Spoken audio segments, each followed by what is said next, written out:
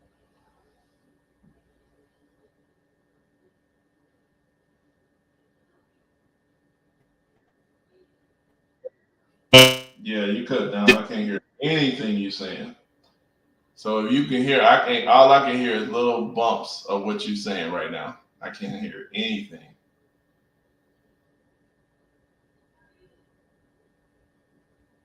I don't know if it's mine or somebody else's.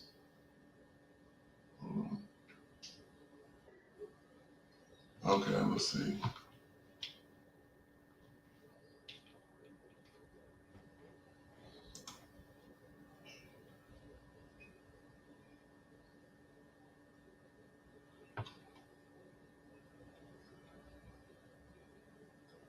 Now you done cut out again. All right, so I'm just posting something from this, but this is one of the posts that shows that we need to learn history. Let me post. See, I did a show on E. Franklin Frazier. Now, like I said before, the trick is you got to disconnect from the white. You got to disconnect from white people's politics. Otherwise, you won't see this. You will not see this if you still connected into their little politics stuff. What's up? Can you hear me? Yeah. Is this better? Way better. Is this? All right. So I put this book here. I did a show on my other little channel on E. Franklin Frazier. I think I posted something on here about it too. But this here is what we should read. We should know about E. Franklin Frazier. He is the one who actually did a definitive study. He was a professor in Atlanta, I think at Morehouse or Atlanta A&T, one of them. But he 1894. So he's older than this guy who wrote this book, this white man. And see, the thing is, white people wrote the book based on what they needed. And the thing is, it's interesting. He picked this book up. I'm gonna ask him to show us E. Franklin Frazier's book. And was it Donaldson?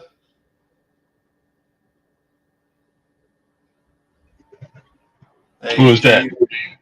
Yeah, I can hear you. Yeah, the guy name is Donaldson or something. Byron Donalds. Oh, Byron Donalds. Okay. Yeah.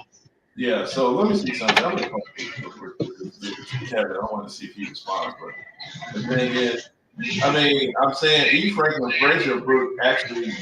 If we would listen to our old stuff.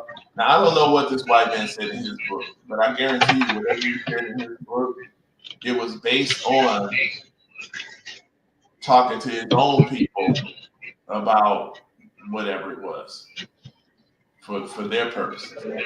But really and truly, when black folks did, E. Franklin Frazier actually did a study and showed that our people had strong families.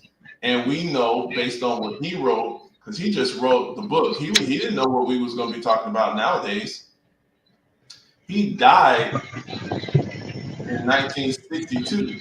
So the families were still kind of intact.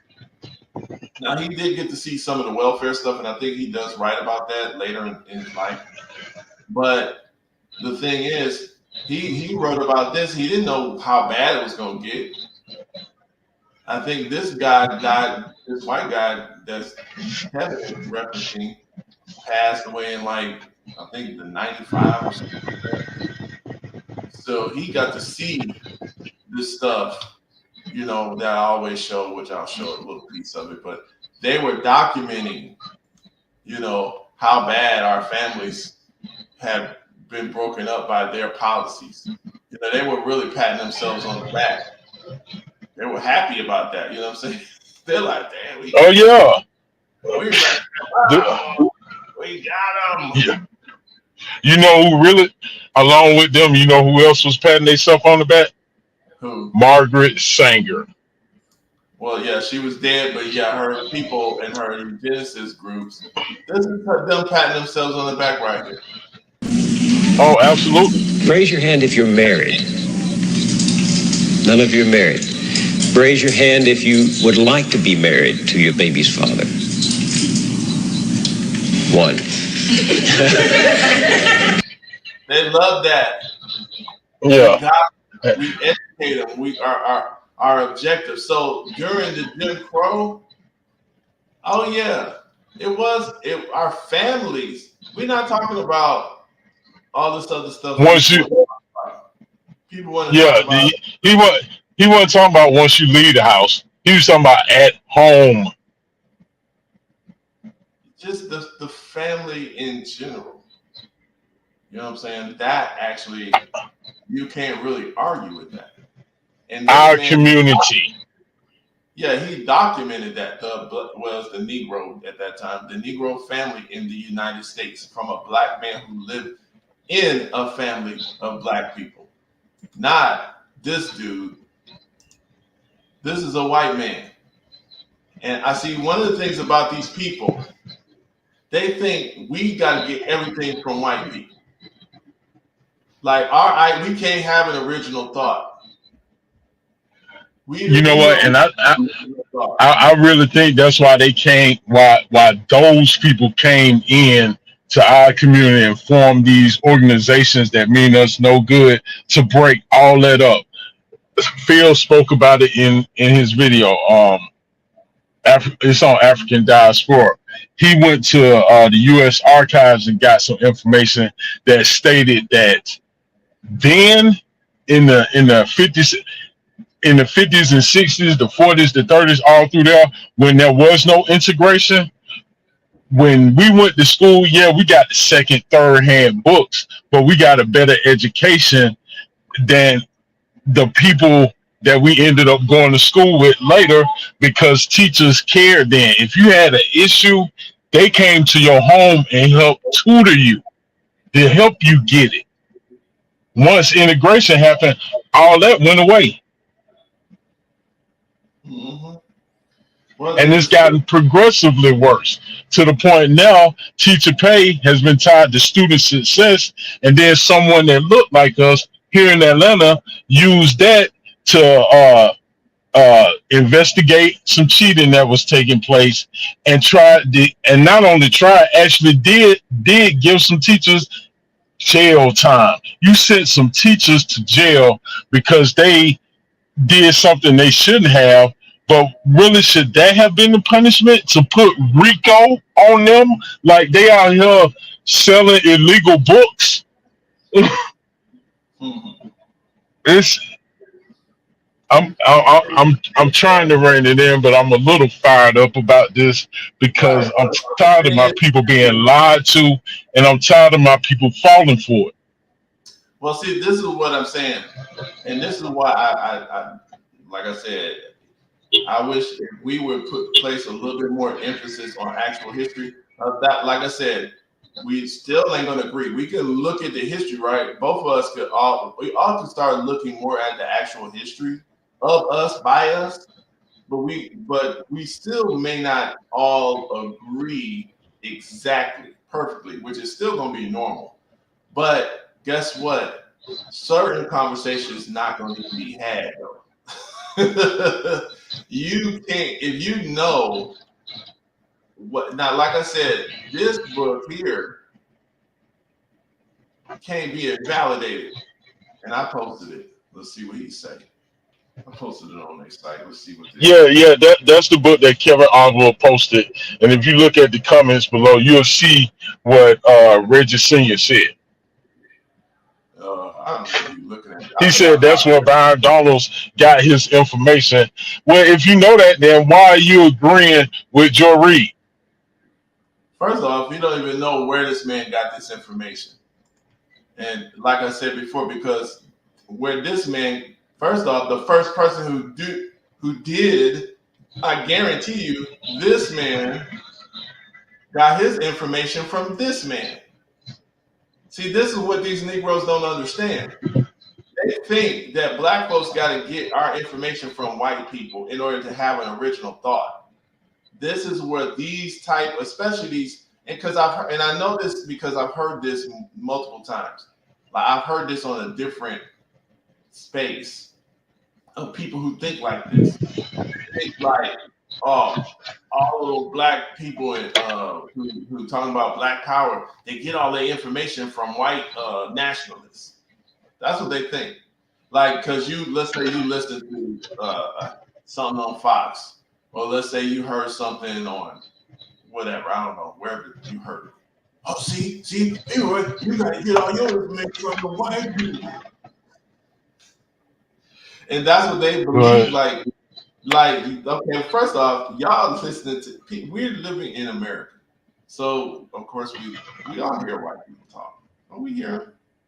Now we know that they do love to try to hide, right? We know that. I Yeah. think most of us should know it, but you know. So just because you heard them saying something we saying, don't mean we got it from them. You got to look into where it came from. Because sometimes we may not got it from them. Because if they say something that's true, we're going to repeat it. So what? Yeah, if it's true, it's true. No matter who it came from. Okay, Yeah, so like, hold on, man. Let me interrupt you for a second to speak to what you were talking about, where we get our information. Okay, so just another rip of Rashad. When Jason called in and spoke about Byron Donalds, Rashad started spitting out all these stats, right?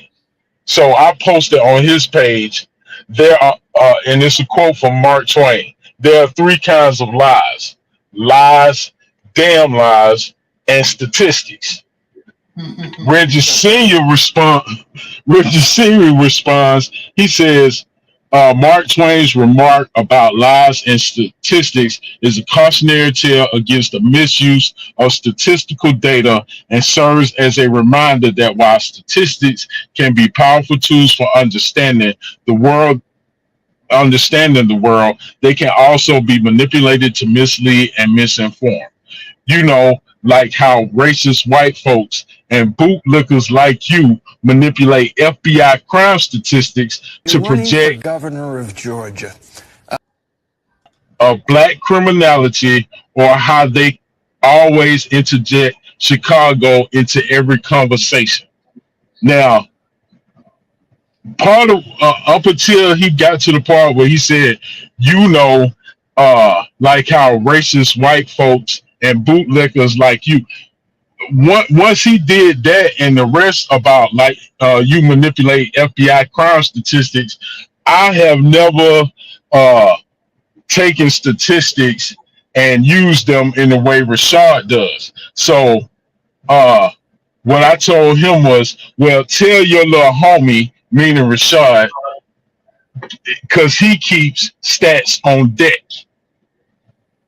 He always coming with stats, as if that legitimizes his point of view. When Reggie Senior just destroyed everything that he does with stats, right? Before he got to the bootlickers. But then he goes on to say, so do you, bootlicker. The difference is yours are typically the same things white racists say. I told him, you're a broke. I told him, you're a broken record. By the way, the imp being Rashad, gets his stats from white people. Are you saying those white people the imp gets his stats from aren't racist? See, you can't have it both ways. You can't say, well, because they're not being honest. Well, see, my point is, what's happening here is this is psychology. It's not about the truth no more. And these people they do this on purpose. They know, they've studied this. This is how they know how to deal with the human mind. It's more about a competition of teams versus what's actually true or not. And as long as they can keep us in that rat race, then we're just going to argue over whose team is going to win. See, that's what I'm saying. It's not even about truth. And even if let's say it's a fact that, let's say, kind of makes us have to rethink our position, we will resist that because it's that's how we know it's not even really about some of these conversations, especially when you talking to these political types, them type of people. Dude, it is nothing. It's not about. They don't understand where do we actually win. See, that's what I'm saying. Once you understand where, like, dude, this is how the black folks can actually win. They think they can win in their argument. You can never win against these people verbally. That's like talking to a dog or a rock or something. These are just some. They gonna just keep on. Even if you prove it wrong, you can show all the statistics. They ain't gonna read it. They're gonna start laughing and joking.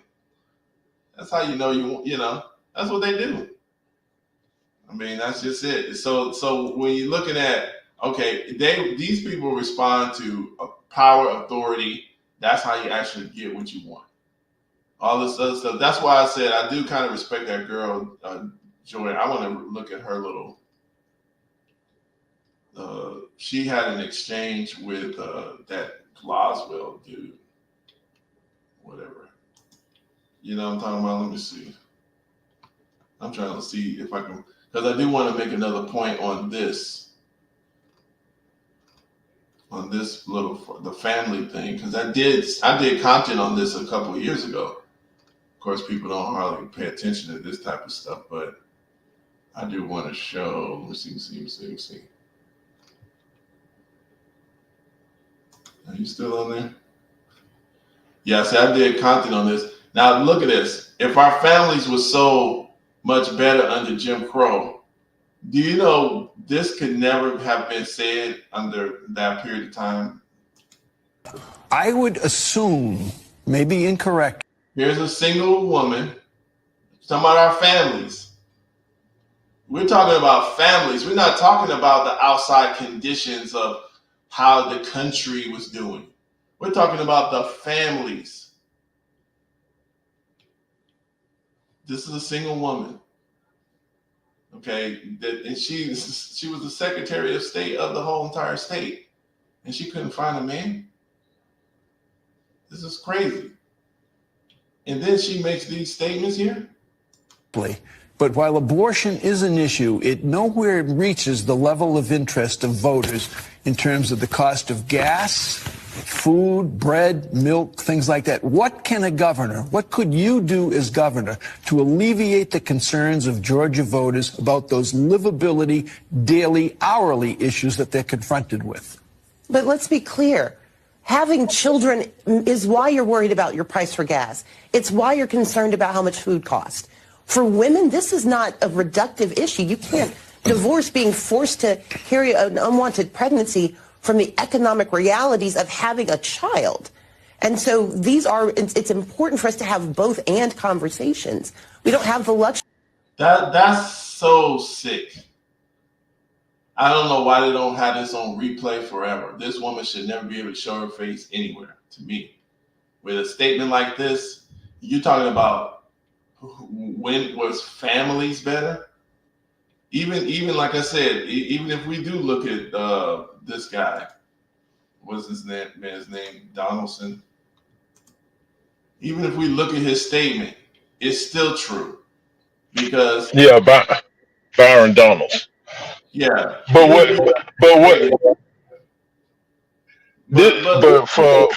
for your girl Stacey Abrams to come out and say that, and she doesn't have a husband, doesn't have children, speaks to the lie she is telling. That's my point. That's what I said. It don't matter. Yeah. That's what we're talking about. Just on the point of family. I'm not talking about Democrat or Republican. I don't care. See, my thing is, I don't care if somebody believes in Biden right now, because we can fix them we can fix that generation if they reproduce. Maybe the kid will get some sense at some point. But when you're not teaching your people to even reproduce themselves, you're dying now. People don't even understand that, and that's what I'm saying. Like at that moment in time, this is the reason why this is a crafty thing that we don't even see it. We're playing a game with, we thinking it's a win in some kind of conversation. This right here that we're talking about, family. Look, you got a single woman with blonde hair who should be having a black man married to him, at least talking to a black man halfway decent. But looks, she's not looking at him. He looking straight at her image in whatever camera it is. She's looking down. Time, what I'm grateful for is that we do not live in the Jim Crow era. And So look, during Jim Crow, could you? Hey, all black people are grateful for that. Is a white conservative activist. Could your family have existed at all during Jim Crow? see how she caught him. That's why he had to pause. See, She didn't. She hold on, Mike. She may have caught him only because his wife is white, but the fact of the matter remains that his family is black. His children are black. Now I'm gonna say it like this. True, but if you're what's happening here is this is what's going on here. That is it's a possibility, but I'm gonna tell you something. It's a subtractive move.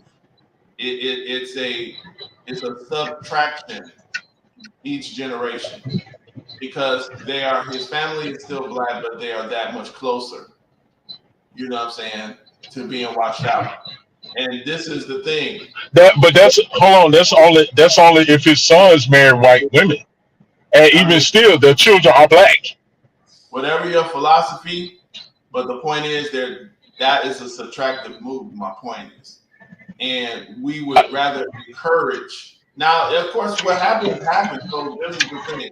So we don't trip over certain things. I'm not saying that he's wrong with us, like evil and all that kind of thing like that. But my point is, we're talking demographically here. We're not talking about who wins the conversation.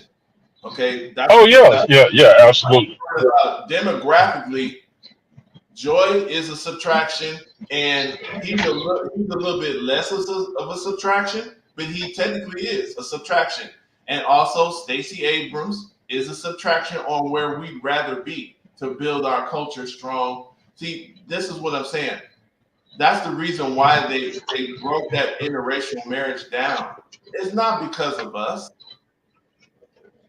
because we want because they know it's like Tiger Woods. It's like, look at Tiger Woods, look at Venus and Serena, look at many of the entertainers and musicians, Kanye West, all these type of stuff, whatever you want to do. They realize that because we have been oppressed for so long, that we wanted to have access to those white people and those white women. And some of those, and what happens is really, I'm telling you the truth is, Leroy, what happens is, what's up?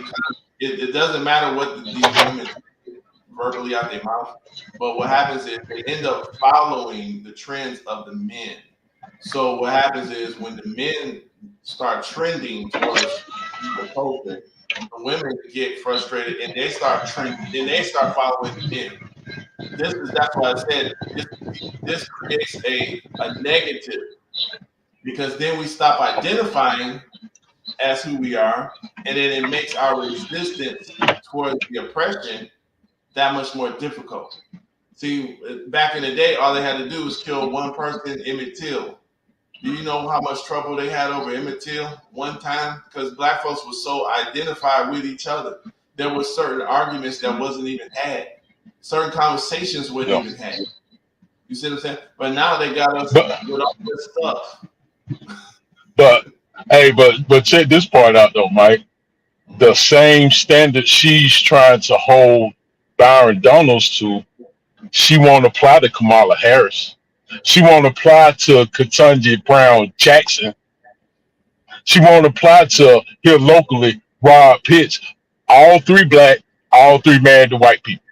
I don't care who you marry, so long as it's a man marrying a woman. Well, outside the, but see, of reducing it. See, that's what I'm saying. Even I know that, and that's less of subtraction, but actually, this is the problem. Like I said, they get people in stages. This is what I'm saying. They're getting us in stages. See, they Okay, Mhm. but understand, Mike. I think on some level, the people that were against interracial marriage understood that when we come in the picture, when a black man marries a white woman and she has black children, that bloodline is changed forever. Well, Her bloodline is done, and they understand that. What's happening to our children in public schools? right. If white people were our sole issue, and if we got rid of all of them, everything would be perfect and flawless for us. We could do that without firing one shot. All we got to do is impregnate all their women, and it's over. It's over. But And it doesn't. they under the true racists understand that. Well, let me tell you something. They actually let's look at and see. This is what I'm saying. With the history is, do you know these Arabs, right? You know they're just a giant race of mixed people. The Arabs, the current Arabs, Yeah, most of yeah. the Arabs, that's all they are. They're not that because you know the skin racism is. We're not the first society to be dealing with skin racism. The people don't understand that. Okay, the first society to be really dealing strongly with the skin, the black versus the white skin racism type of thing was India, and that was a long time ago. Hmm. And Yeah, so you that's talking what. about the caste system? Well, yeah, they created it turned into the caste system later, but it just as a long story short, what ends up happening with the Indian, and they go over there. I go over that on the science little thing, on the history stuff. But the main thing is what happens is the white folks they got discriminated against first. You know, the white people we got rid of them because we felt like they were causing a lot of problems. They ran up into the steep hills. That's where the are the Russians and all of those Czechoslovakians and Polishes and all that stuff. That is where they were hanging out for a long time. They Germans and all that. But they couldn't stand the black skin because when they start coming down, when they wanted to get out of there, out of all that cold, they was starting to cross over to those mountains, and those Indians were straight up black at that time. They were black people, and they weren't all like they are with the different castes and different systems. It was the black ones. They call them Ashuras or whatever. Yeah, So they yeah. They look like VJ Singh. They well, look like yeah. VJ Singh, the golfer, Oh, you never. and he They look VJ like us. Singh darker than me. No, they didn't look like him. They looked like us, like me and you. Oh yeah, look. No, no, There's some Indians. their Hold hair. on, Mike. There's some Indians I have seen here lately, not in America, but on a documentary. If they didn't say a word, you think they came from Campbellton Road, and that's right around the corner from me. Right. I had a teacher. And he was Indian. I couldn't tell. I thought he was playing, but he had the accent. But I was like, "You just black," I didn't know at all. But they are under the untouchables. They call them I forgot what they call them, but they're just black people basically. Okay, they've been there and Same they got same thing. Same thing in the Philippines. right. So the thing is though, but at that time, these people were the ones running stuff. And I'm just gonna show a little picture, even though they're showing different. I'll just show this here. This is a good one. But trying to get it. I'm just gonna show my screen. I'll do it this way, just so people can see. So these are just Dravidians.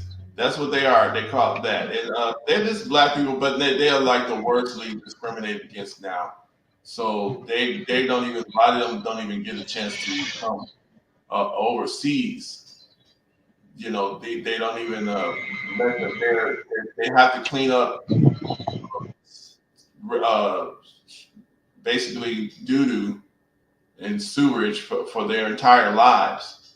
And this is just, this is the people. So, that's all I'm saying. It's just like that kind of, it's, you'll see some of them, but the most of the Indians that you'll see here, they are in the classes that can actually travel and do stuff.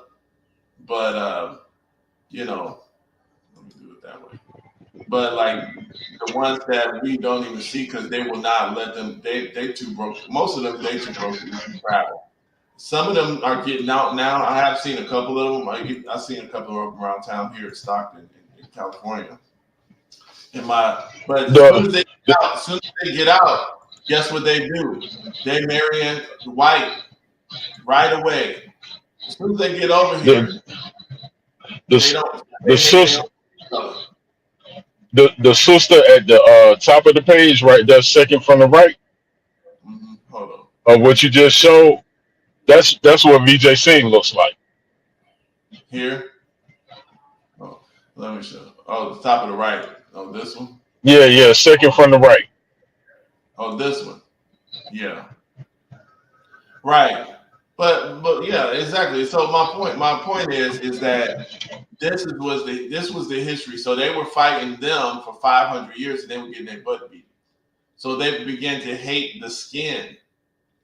They hated that black, and that became a part of their culture. And then when they finally win, they finally win. They start going around the planet, and around the planet, of course, they see the same skin, so they hate it. And that's kind of the origin of the hatred of the black skin. So they resurrected it in our society, but it's like this is kind of like the history that a lot of folks don't know. I'll say it that way. Well, this, you know what, this would have been a good time for you to have a clip of Tiffany Henry saying, "Y'all black." Right, right. But see, that's the reason why a lot of people don't understand. That's the reason why we can't fall into, which is technically true. Oh, we're all human and all that kind of thing like that. Yeah, that's true. Yeah, Oh, you're not black and all that kind of stuff. Listen, you have to, because we're naturally black. We can't allow that culture of hatred of the skin.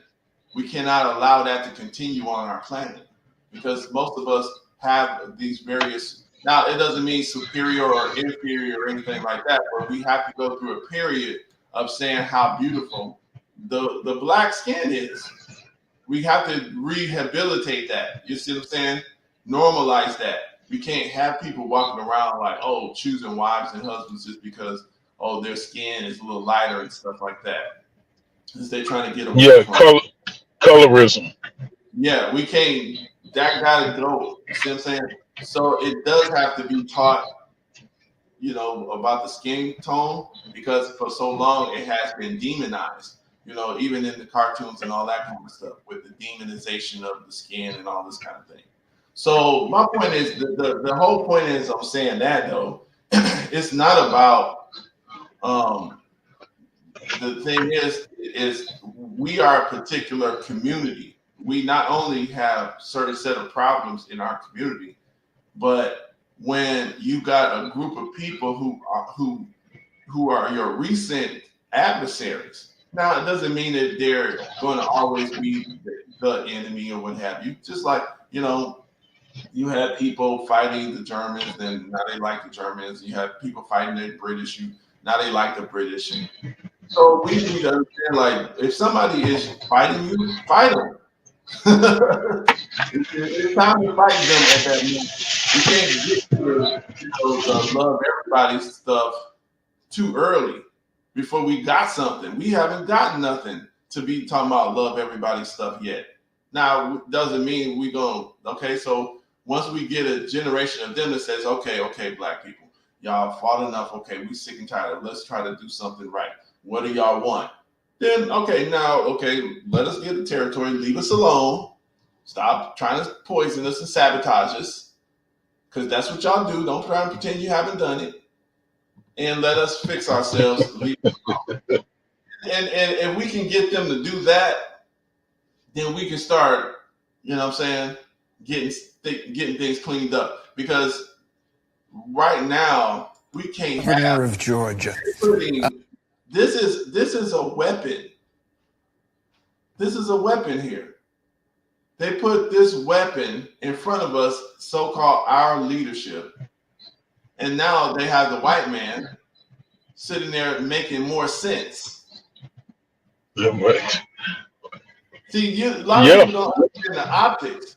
And then what are you supposed to do? Say the white man is telling the truth or the wrong, or you gonna say he's bad? No. yeah, but see, look. But the minute you do that, you become a bootlicker. Even though what the guy is saying is true, you become the bootlicker. And I'm not saying in a literal sense. I don't believe that. You don't believe that. I'm talking about for the mindless idiots in our community who can't think for themselves. Well, and yeah, I call them mindless idiots. If they got a problem with it, change. Well, like I said, the contention is where we were designed to be. That's how they won. Do you understand? Like, people don't understand, like, the way that we got to the point where we're weak enough to be enslaved was through fighting. And now that don't mean that we don't stand up for what's true and what's not true. But my point is if we don't understand how to get out of there's a certain mentality that goes along with some of our debating. And that right there is like, I don't care. Throw him to the wolves. Huh? But that's your brother. Y'all was no, throw him, I don't care. He chose his fate. Let him die. Oh, now I got it. Because now if you're willing to do that, now you're gonna sell him like, hey, how much you want? How much? I got 10 sticks of gold. Sell me Ridgely Senior. Go ahead and sell me Rashard Ritchie. We're gonna put him on the boat. You know what I'm saying? We're gonna take him over and slave him. All right, that's their fault. Yeah. And Jordan Reed, because we're gonna breed them. All right, go ahead. They bootlicks anyway. You see what I'm saying? And that's how the racists, the Margaret Sangers, the what's his name, the governor in Alabama, Wallace. That's how those racists then are winning now, because they have successfully Stockholm syndrome the people like Stacey Abrams and Joy Reid. Let's listen to this. I haven't seen this in a minute. Now just listen. I mean, now let's say you. Okay, so I mean, I'm a black person. Look at how nice the white man is talking. He sounds better, don't he? I'm just looking at it. But just a few years prior to this, we had people saying, "Oh, you guys are, doing systematic racism, and y'all are the ones is taking the money from our community. You taking taxes, ain't delivering resources to our community. We want black power. We want black, But nowadays, look at this. I would assume, maybe incorrectly, but while abortion is an issue, it nowhere reaches the level of interest of voters in terms of the cost of gas, food, bread, milk, things like that. What could you do as governor to alleviate the concerns of Georgia voters about those livability, daily, hourly issues that they're confronted with? But let's be clear. Having children is why you're worried about your price for gas. It's why you're concerned about how much food costs. For women, this is not a reductive issue. You can't divorce being forced. Notice how he sees subliminally. He got his face out of that picture. Do you notice that? Hey, Leroy. Yeah. I'm right here. Yeah, I had hit mute. My bad. But yeah, he removed his picture. But that's to. I mean, maybe he didn't mean it to do it this way and the way I'm about to describe it. But this shows the idiocy of what she's saying. What she said is as if single people with no children aren't concerned about the price of gas or groceries. She's tying this solely to children, of which she doesn't even have. So that's what I'm saying. Something's been programmed in this woman's mind where she says having children. She said this. As soon as she Is the said reason why. look, as soon as she said that, he got out of it. Look at her answer. The first thing she says. Daily, hourly issues that they're confronted with. But let's be clear. Having children is why you're worried about your price for gas. Lord, think about that. Absolutely. Absolutely. That is someone, you know, Maya Angelou said that, you know, believe people when they tell you who they are. She just told you who she is. She does not believe. You can tell by what she. Mm-hmm. You cut out again. You cut out. I can't. Nobody can hear you right now. Am I on or Leroy? You're not being heard right this moment. But anyway, what I want to do here is I just want people to understand something here. I'm not even beating up on Stacey Abrams. I'm not going to even blame her for her mindset because of this. The rest of you. This is social engineering. This idea was planted in millions of black people's heads. This is back in the 80s here. Now I don't know how old she was at that time, but listen to this here. Raise your hand if you're married. None of you are married. Raise your hand if you would like to be married to your baby's father. 1. Do you understand how bad that is, people? That is a win for the white supremacists. This is like the 80s. These girls have children, all of them, and then they didn't even want to be married. So then you come to this point in time. This same age girl is now Stacey's age. Why you're concerned about how much food costs. She still think like that. It's because of the children. She blamed the price of everything on the children, which no, it's because the white people, they actually, that control, it's not all white people, but I'm saying the ones that are in those positions to do this social engineering stuff, they get to delegate where resources are traded off to. Okay, so those are the people, the reason why you're concerned about groceries. They know how to manipulate that stuff. And she's supposedly trying to run for a governorship instead of saying we're going to get resources and funnel them back to those areas so that people can have access to those resources. People can get better pay at their job, make sure that they're able to, you know, cut down on some of the inflationary issues that's going on, and pay their mortgages, pay their bills. And it will leave more room for them to take care of their children, which are vital resources for the survival of any nation and are a joy to have in our lives. Okay?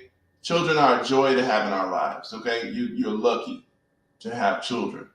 Okay? So, but that comes from here. The rest of you who don't plan to get married, why don't you plan to get married? I'd like to know that.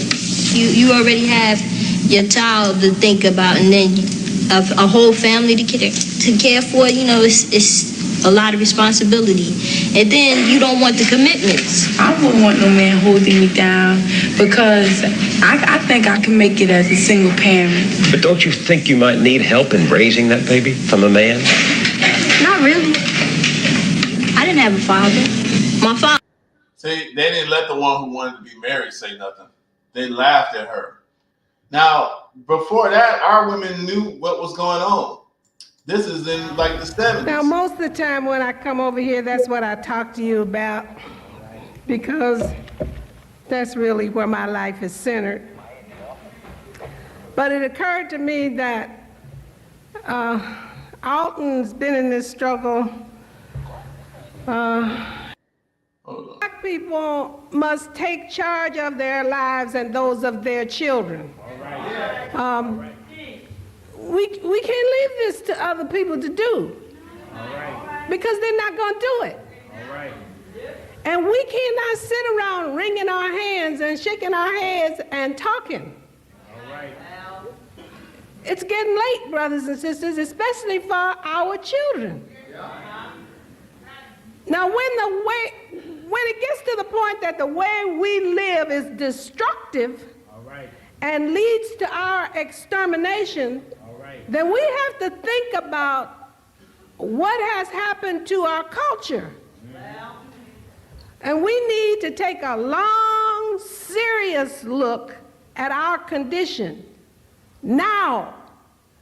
Amen. Go right there. Go ahead. If culture is the sum total of artifacts which any group accumulates in its struggle for survival and autonomy, then it's dynamic because it's a struggle. It's not static. It doesn't stand still and never change. It changes with the condition, okay? Because as you try to survive and to be self-autonomous and the conditions change that keep you from doing that, you change in order to combat those conditions. Am I making sense to you? Okay. Now, what is survival? I mean, you know, what survival means that the group has to do at least three things.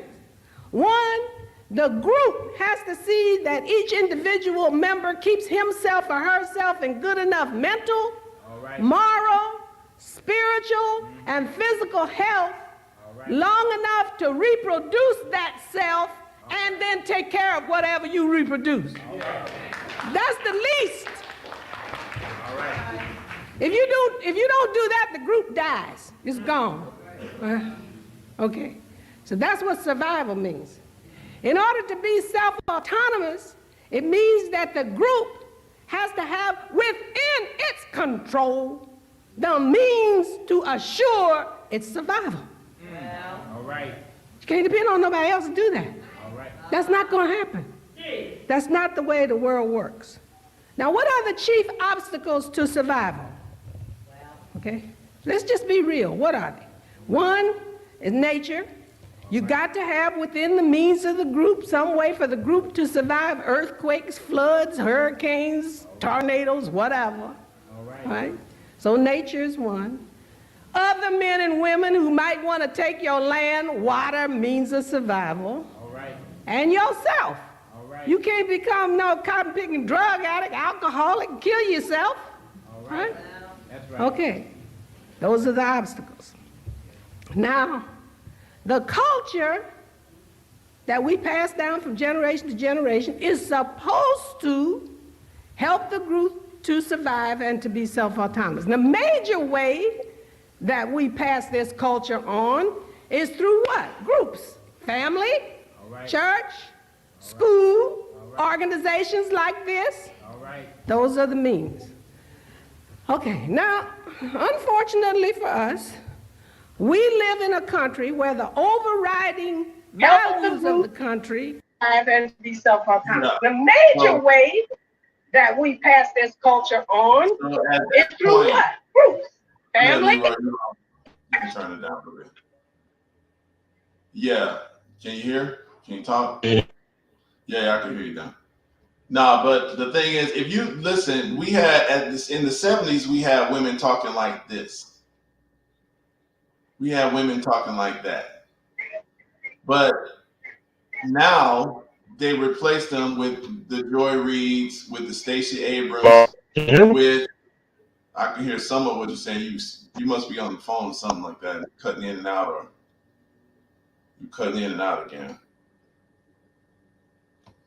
Yeah, but we had different people talking that actually knew what the heck they was talking about. You see what I'm saying?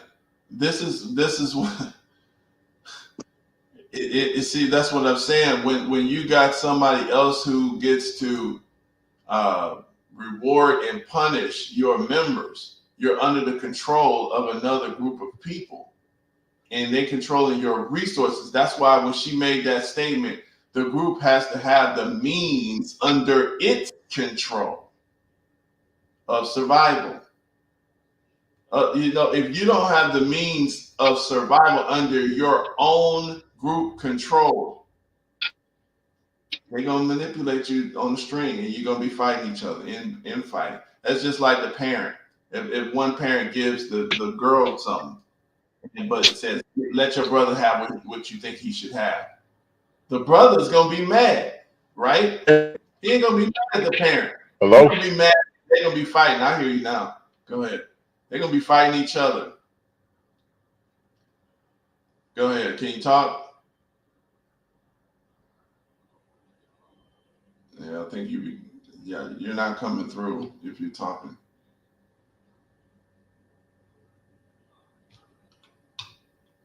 Yeah, if you're talking, you're not coming through.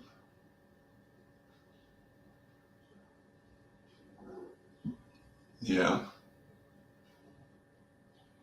So, like I said, guys, I want to find another. See, this is what I'm saying. This is another. And let's listen to this here. See, this is what we need to get back to. People on the street, not these. Now, when we have women that's like this coming back, this is a better sign. Now, it doesn't mean she's perfect, but I'm just saying that. Let me share this screen again. This is where we'd rather move to. Now, this girl here, Bree, she has a podcast. I think we should look to it. She's been standing strong. She was on Rising or The Hill. She was on The Hill 4 days ago. She was just recently fired. So let's listen. Anthony Fauci squared off with Republicans in a House hearing on Monday. Fauci's first testimony before the House Oversight and Accountability Select Subcommittee on the coronavirus pandemic. The former medical advisor to both Presidents Trump and Biden faced a GOP shellacking over the government's handling of the COVID pandemic. Now, Fauci, the former chief of NIH's National Institute of Allergy and Infectious Diseases, drew praise from Democrats on the Select Subcommittee. Let's watch. Can you pause it right there? Was a push to downplay the lab leak here. Not on my part. Really? Lie. Wow. I think most of the country find that. Lie. Absolutely. He lied. He bold-faced lied. Not on my part. So he didn't say it wasn't a downplay. What happened to the snake head charm move? You don't know what you're talking about. Right. Hey, but before you go on with this, I got to back you up just a little bit to what the sister said. She said that you have to reproduce what you are and then take care of what you reproduce. Right. Stacey Abrams don't get two shits about reproducing anything. That's my point. I know. I'm just driving it home. Right. For those who it might not be clear for whatever reason. Against us. Like, we should listen to this stuff. This is the history we should be passing on, because what your enemy, the thing that she says just right here, the culture stuff. Just when you can tell she pushed it real strong. You don't do that, the group dies. It's gone. Yep. Okay. So that's what survival means. In order to be self-autonomous, it means that the group has to have within its control the means to assure its survival. You see, that key point, that's why she really stressed that. That is so antithetical to what choice, being pro-choice means. Is unbelievable. I mean, she is so on point. And to take it a step further, if we had never engaged in that activity, politically speaking, we'd be stronger because we would have more numbers. What you mean? Are you talking about abortion? Yeah, if we never partook or fell for, or if King wouldn't have sent Coretta over to receive that award and read whatever the speech was he gave her to read, we would be stronger now politically because we would have more people. Instead they said, I don't believe we just 13%, but we'll just say for what they put out there, we are. Okay, if we didn't engage in that activity, we might be 35% now. No way would they have been able to open the borders and let all these people in to outnumber us from what they tell us. Right? Well, one of the things is what we got to understand. It's just a mindset thing. Nobody can really outnumber you if you got the right mindset, because you are your own thing. That's what we don't get. A lot of us, we be trying to be Americans, which on paper we are. Yeah. But we're actually Black Americans. That's what we actually are. It's different. And guess what? It's not, oh no, you're not a good American. Listen, dude, we can talk all this philosophy we want to talk, but practically and actually, they made it that way. They're the ones who did that. We're the ones who said, let's do it fair. And we said that for over 100 years. We said, let's do it fair. They said, no, we're going to try to get rid of you. That's why they came up with Margaret Sanger. So that's what I'm saying. Like, and let's get even more specific, Mike. What people group did Margaret Sanger belong to? She straight up white people, and I agree. And okay, the subgroup then. I'm gonna hit that, but the reason why I'm gonna highlight what you're getting at, and I understand it, but I'm gonna say it's Jews. Well, the reason why I highlight this straight up white people is because guess what?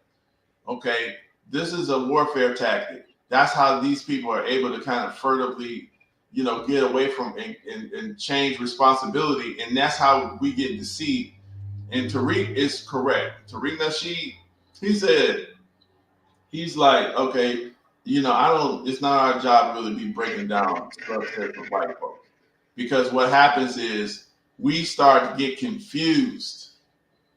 You know what I'm saying? We start to get confused, and really, if Black folks do something, it's like, oh, that's how y'all are. They don't be worried about, oh, you from Philly, or you from Atlanta, or you from the suburbs, or you from Africa. Hold on, Mike. Hold on, Mike. But understand that subgroup that we're talking about, if for some of them, if you say that they're white, they'll tell you they aren't. Yeah. Okay. So listen. And look, I'm not saying I agree with that. I'm just saying that that's the answer I have heard them give. That we're not white. Well, if you're not white, what are you? And they turn around. Hold on, and they turn around and use that whiteness that they do have in order to bond with other white people and get them to think the same way they do and come against us. That's my point. They are white. So that's what I'm saying. It don't matter what come out their mouth. It's what's actually happening. Okay. And we got the history. We know how they are. See, we don't go by what's being said. We have enough historical reference to literally tell bull BS. We can call it. See, like, we're not like, so that's why they had to get all these other people from different cultures, like Africa and some of them Caribbeans and stuff like that, is because they hadn't lived right up next to these people like we have. See, the reason why Barbara Sizemore can call out and teach this so definitively is because she know it. She know it. The reason why E. Franklin Frazier the welfare system, do you know the welfare system was actually taken from his book? You know that?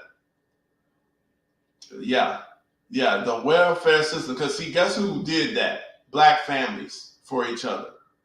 Okay? See, we were independent of that. So See how loyal the girls, these girls. So it really. See how they don't care about their men no more. She like, I don't really need him. I get welfare. I don't need him. That comes from but their parents and stuff. Guess who they got their money for? That black women. A lot of times we have like 10 kids, 13 children. Everybody stayed on the same block. People there, you had to make sure you and your family was pretty good. That's how, because that's where you got food from.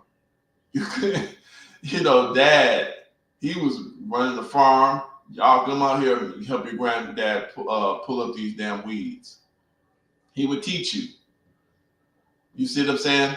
That don't happen no more. And so now they're getting benefits from the government. So look at the face. It's like, we don't really need them. We don't need those dudes. So once they got the women like this, now they're going to implant the idea of their stuff in the girl's head. And she going to teach her child. Now, there we go. This is the kind of stuff we got to deal with. We got to untangle. I don't know if you muted yourself because I can't hear you if you're talking, Leroy. Yeah, if he was talking, I can't hear you. But this here, these little scripts, we would see these if we reviewed some of these things. You can go on YouTube and see a lot of this stuff. And but if we reviewed a lot of this stuff and looked at some of these old books, dude, a lot of this political, you will get sick of it. You won't be listening to that. I just keep playing because you can order this right on Amazon. Y'all should have this book. Dude, I'm sick. I haven't read that book, and I'm sick of it. Right. There's a lot of books I haven't read. I'm sick of it because I see straight through it, and that's what our people need to be able to do. See straight through this book. Look, when you said that welfare didn't come from the government, it started in our community. Guess who was the money behind that welfare in our community? The black men that were running numbers. Well, they did some of that, but really the main part of the community, when the black women and the family, when we had like 10 children, 9 kids, 7 kids, 8 kids, 9 kids, it was the black men who were doing farming, selling. Yeah, that's going back before running numbers. I'm saying when it came time to Black Wall Street and all those type places, when there was a need, we didn't go outside of our community to get that need taken care of. It stayed in our community. Right. And you wasn't talking about like gambling. You talking about just making money. I'm talking about gambling. I'm talking about running numbers. Because think about it, Mike. Hold on, Mike. Think about it. Okay, so then it was running numbers. Now, what do we have? We got Lotto. That's the same thing. They took numbers from us to weaken our community even more. And they're doing the same thing now with the what is it? It's right in line with running numbers. It'll come to me. Go ahead. Right. It'll come to me. I mean, like I said before, that's what I'm talking about. That's actually a real good example. What you were saying. I see what you're getting at. And that's true. And that's a good example. What they did, like with do that. Now, lottery is everywhere, right? It's everywhere. Yes. Oh, I know what it was. Okay, so here locally, there was for a very long period, you couldn't buy liquor on Sunday at all. If you went to a restaurant, but the liquor store wasn't open. But we had what? Bootleggers. Mm-hmm. Bootleggers and juke joints. I'm talking about as recently as 2007. Even we. Look, yeah. Okay, and who came in and stopped the bootleggers from making money on Sunday? One of us. Another black man, Kasim Reed, became the mayor of Atlanta, and he pushed to be able to sell alcohol on Sunday in the city limits. So all the bootleggers in the city limits are immediately out of business. I mean, yeah, they still got some traffic, but nothing like it was before. And who did that hurt? Our community once again. I don't know. I'll say it like this. Those are issues that's kind of understandable, and I can see where people would make these type of decisions. But my overall point is this, because there's going to be various decisions in those stuff, because that could change. You know, you can change that with new mayor. You can just change it. But if they didn't change it, then that's on them. But my point is the fact is that pressure, they're taking the stuff that we create, and then so many generations happen after it, and then we forgot that we even made that. Like right now, the conversation, like you said, the conversation about was the black family stronger during Jim Crow segregation? It just was. Yeah. And we understood that, but you get tethers like Joe Reed coming with this alternative history that we suppose yeah, he was saying that black families did better under Jim Crow. That ain't the same thing. Well, and it's frustrating because these people that's doing this, man, they being intentionally disingenuous, and they know it. Right. Because like I said earlier, I think I had got cut off. Like I was saying earlier, the same litmus test she want to hold Byron Donalds to, because he married a white woman, she don't apply to Kamala Harris. She don't apply to Ketanji Brown Jackson. Now let me ask you this here. The thing is, when we're talking like this, where is the win for our community? What is the best action? Where should we actually be concentrating more of our energy for the actual walking towards the win? The win. See, we walk towards the win and following God and building our families. Okay. By moving away from the infiltration that says that it's a woman's right to choose. Well, the choice been made. The Lord decided that you was gonna be pregnant. You committed the act. The act doesn't give the spark of life, because every time someone has sex, they don't get pregnant. It's when the Lord decides that you're gonna be a parent that is when that happens. So let me ask you this. Now I'm talking about for real. How are you going to? I'm for real. No, listen to me first. Okay, see, go for it.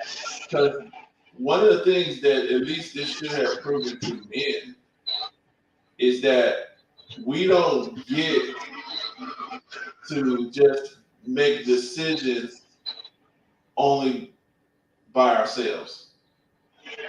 The woman is a point of decision making, right? And who did that?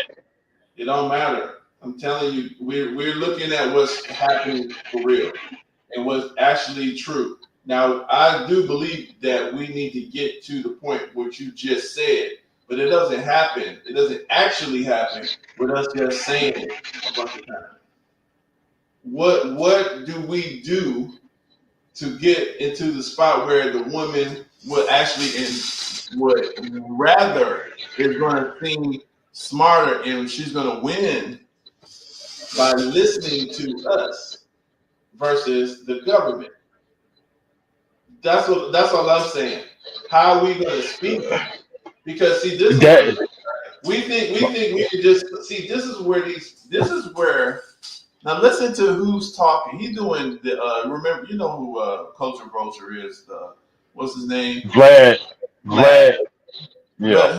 That clown. Culture Vulture first.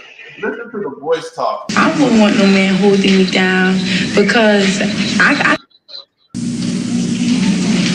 Raise your hand if you're married. You don't see who's talking. See, this is a trick. See, I'm just saying, why do they even trust him? They're not looking at him like, oh, this white man, he asked me these real strange questions. He kind of I mean, set me but Mike, you missing it. They're not gonna be able to see him like that because they've already fallen victim to programming. You heard what she said. I think I don't want to be tied down, and when you have a child, you already got your child to think of. You know, then I'm gonna have to. Then I got to be with a man. I don't want the commitments. Well, you had a commitment when you was laying on your back. Okay, so that's gonna work. I'm saying to you. I mean, you gonna hold on. She gonna move the man out the picture, and then you gonna take care of the child by yourself. But that ain't by yourself because you're getting the money from the government. Because you don't put the man that's the provider out of the picture, and now you feel like you have no need for him. That's why I said we have to follow the Lord, and the second is to build our families. And if we build them correctly and we instruct our sons and our daughters in the way that they should go, then we will win. That's what we will win. So let me ask you this though. And I agree with that. I actually agree with that. But my point is, when we talking about implementing something, I'm saying that the way these folks get their way on our community all the time, we gotta wait and see. All right, be better. You gotta learn the hard way. How can we stop having to learn the hard way? They have a system on how they convince, which says convince. System that convinces young people, and it's not just women, it's men, because our men are behaving in a way that they can be demonized. And now look, this is all scripted. We know this. This man, I forgot this white man's name. He's not showing himself because he don't want to be seen in this yet. He want to be the good guy. And that's the same thing this guy did. When Stacey started talking that stupid stuff, he got out the picture. That's tactics. Because this stuff, the resources, the actual resources that she's talking about, we need to be in control of. Can't depend on. It's through what? Groups. Other people control the stuff that we want to control. Because if we control the resources, then they would literally see money. What about birth control? There he is. They would see money coming from their husband. They would see resources coming from, and now if he's working, he's providing stuff, you're gonna be more inclined to listen to what he got to say because the money's coming from. Okay, and so that's my point. Like, we got to start understanding that it's actually a tactic. And some of us think we so pure, but we can't see these people are like snakes. This man is looking, he's like, I want you dead. I want to set you up for a pattern that will have you reducing yourself every generation to where you guys kind of die out. So let's listen to how you talk to the men. Now, Hey, let's say it like how LBJ said it. I had these niggas voting Democrat for the next 200 years. Okay, but it's not just them. It's Democrat, but it's not just them. See, that's what Malcolm said, the wolf or the fox. Like, both of them want to eat the chicken. You know what I'm saying? Both of them want to eat the chicken, and why we got to be the meal for which one they want to? Like I said, we require resources under our own control. That's what we should want. You see what I'm saying? If we don't want that, it got to be. Absolutely. And I ain't talking about let's go protest to keep the school funded. No, we create taxes. Our person, we need that fund. We just do it. You know what I'm saying? We got to stop that. That's where we need to be at. Now, this is where we at now, where we got to ask them to fund this, and then they're gonna put a bootleg in front of us. We know this person is a bootleg, and they know they're a bootleg. We know they're a bootleg. We don't go to vote, but for some reason the bootlegs get in, and here you go. They're bootleg, keep bootlegging, and we knew what was gonna happen. So my point is, we gotta be like, dude, we can't do this no more. Our demand is we got a certain set of people who, at least we may not agree with every single solitary thing they say, but we know this person ain't gonna sell out, or they'll rather get fired. Let's put Cynthia in there. Let's get a couple other people in there who we seen kind of stood up to some pressure, but it don't need to be in their elective process, because their elections are controlled by their money. But we have to create we need to start esteeming our own stuff so that we can start getting, pooling resources and stuff, doing things, just solving problems. Of course, it starts off small, but I want to hear what each other is. Hey, what you said though goes right into what happened to Breonna Joy Gray. Right. About putting somebody in there that's gonna stand up and regardless, because she already knew she was gonna get fired, but she still stood on her square. Right. Yep. And these clowns that we have now won't. So now nobody ain't gonna follow you. Not when you gonna buckle when the first sign of pressure comes. But we don't have them. Those are bootlegs. They're not even something we should. To me, I can see paying attention to them sometimes, but it's like we should know what is going to be the result. It doesn't matter. Like they are hired help. But no, let's look at, the only reason why I'm looking at this is because we can see the plan and action of what we're dealing with today with the family situation. This is a key clip for me, this whole little documentary, but they were literally getting statements because they knew what they was doing with the family. But let's see, this is what they're showing, the type of men that they show. What about condoms? Girls don't like them things. They don't like them things. They'll tell you to take them things off. They figure that you saying that they filthy or they dirty or something. It's been a startling change in values. 25 years ago, you would not have heard such things said so freely because they were not embraced so widely. So this is 80, so in the 60s, 25 years prior to this. Now he said it's been a startling change of values. It's been like they surprised. They knew what they was doing. That's why they started getting into all this free love culture. You see what I'm saying? They break down those morals. Yes. Until you get to the point today where this is Pride Month. That's my point to y'all. And in the middle of Pride Month, you find Demon. Right. Yeah. See, that's why I said to some of us, like,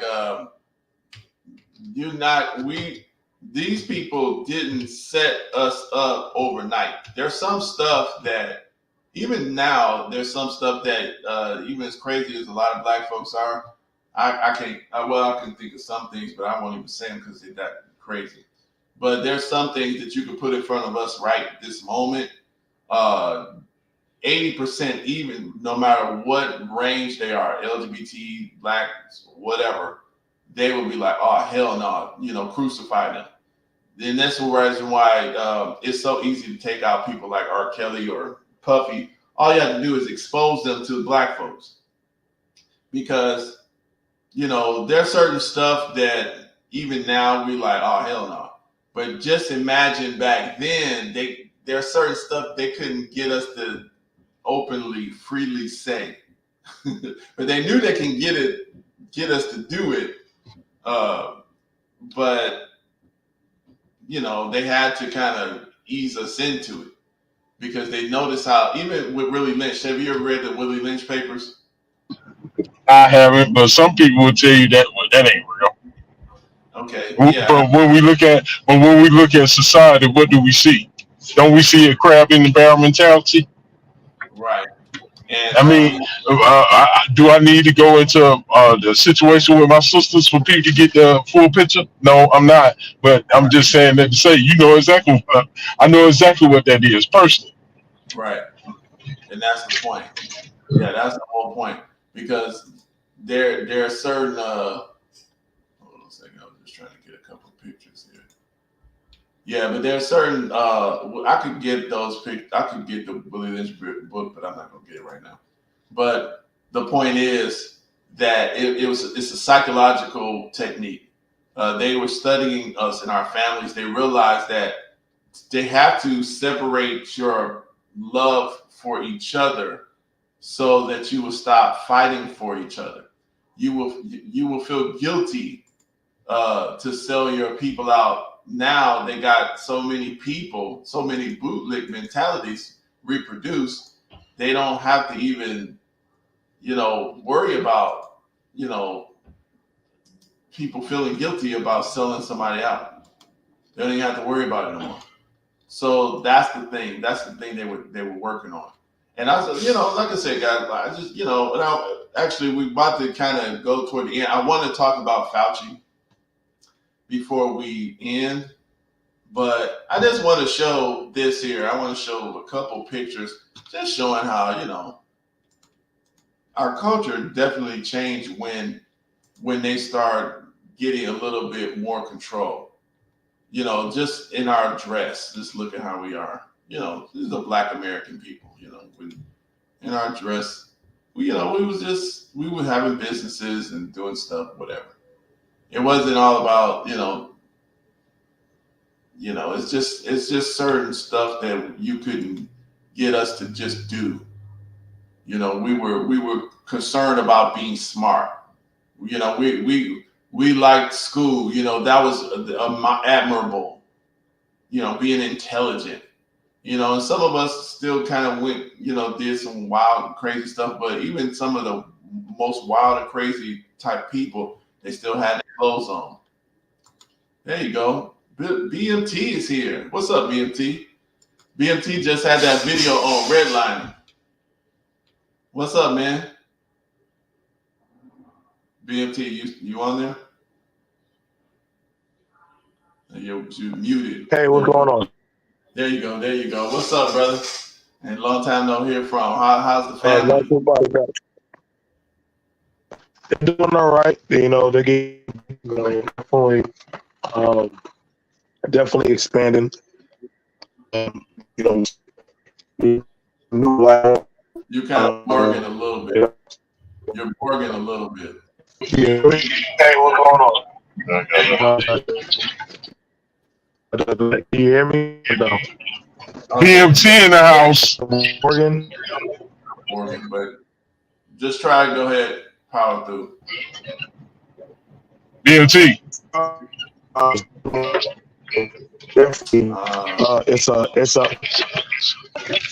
It's definitely an uphill battle, for especially for Black folks. Like this battle that's going on right now is I think like even when I went over the property, I saw a lot of people didn't want to hear that because seeing that hurts. When you see what's actually happening to your people, it's easy to look at other ways.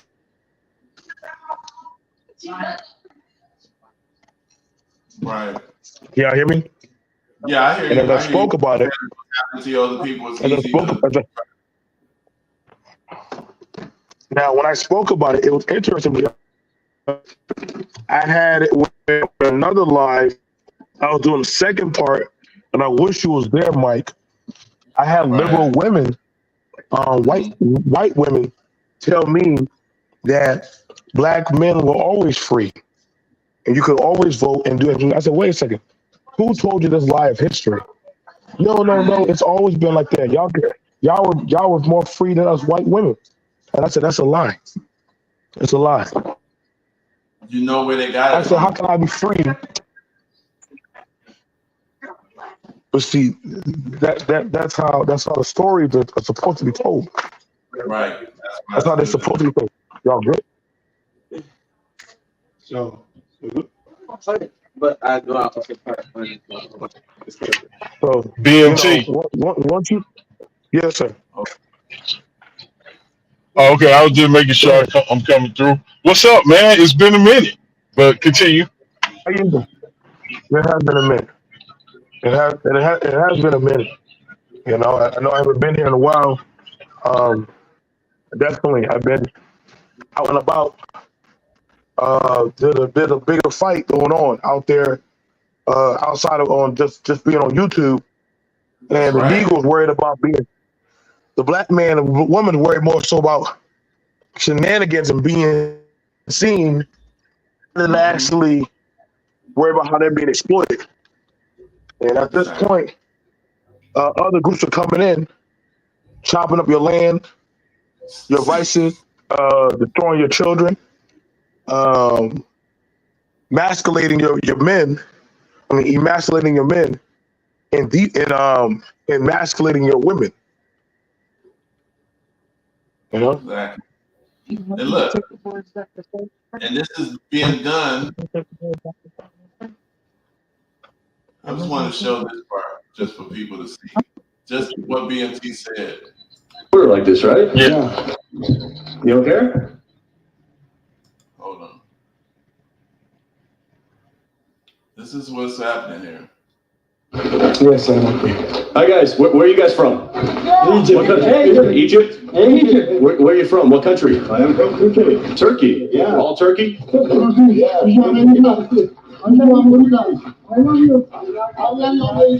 are you from? Egypt. Egypt. Okay. Egypt. Guys, we got some pretty stunning data from our CBP contacts. Since October 1st here in San Diego sectors, there's been about 260,000 illegal immigrants apprehended by Border Patrol. We're told of that number, 78% of them have been released into the United States. And we're told that's primarily because a lot of the people crossing here are coming from countries where it is very difficult to deport people. They're not afraid of deportation. You heard that Jordanian guy tell me when I asked him, you don't care about crossing illegally? He says, yes, I don't care. We'll send it back to you. So, I mean, it's just saying how, I don't know if y'all heard that, right? Yeah, I heard. All right, Hello? so, Can you? Yeah, I hear you. I mean, Okay. Yeah, they bringing the illegals in, but let Reggie C tell you or talk about it. He'll say if we talk about what's going on in Chicago, it's because we listen to FBI statistics. No, it's black people out there talking right now, and they hate that shit. That they done came in and they getting all the resources from taxpayers, and they ain't paid one tax. They ain't fought in one war. They ain't been here longer than 7 months. But they get all this. They walking around in their finest clothes, driving new cars with no tags, and the police have been directed not to pull them over. right. And this is what I'm saying. Like, when people were telling us, see, this is why the real, and see, the real pro-blacks, I'm not talking about the fake, argumentative little people that's out here. Those are the blackity blacks. Yeah, I'll name them blackity black. Those are because they ain't really black. They ain't really pro-black. They just blackity black. Yeah, the in living color gang type of so-called pro-blackity black.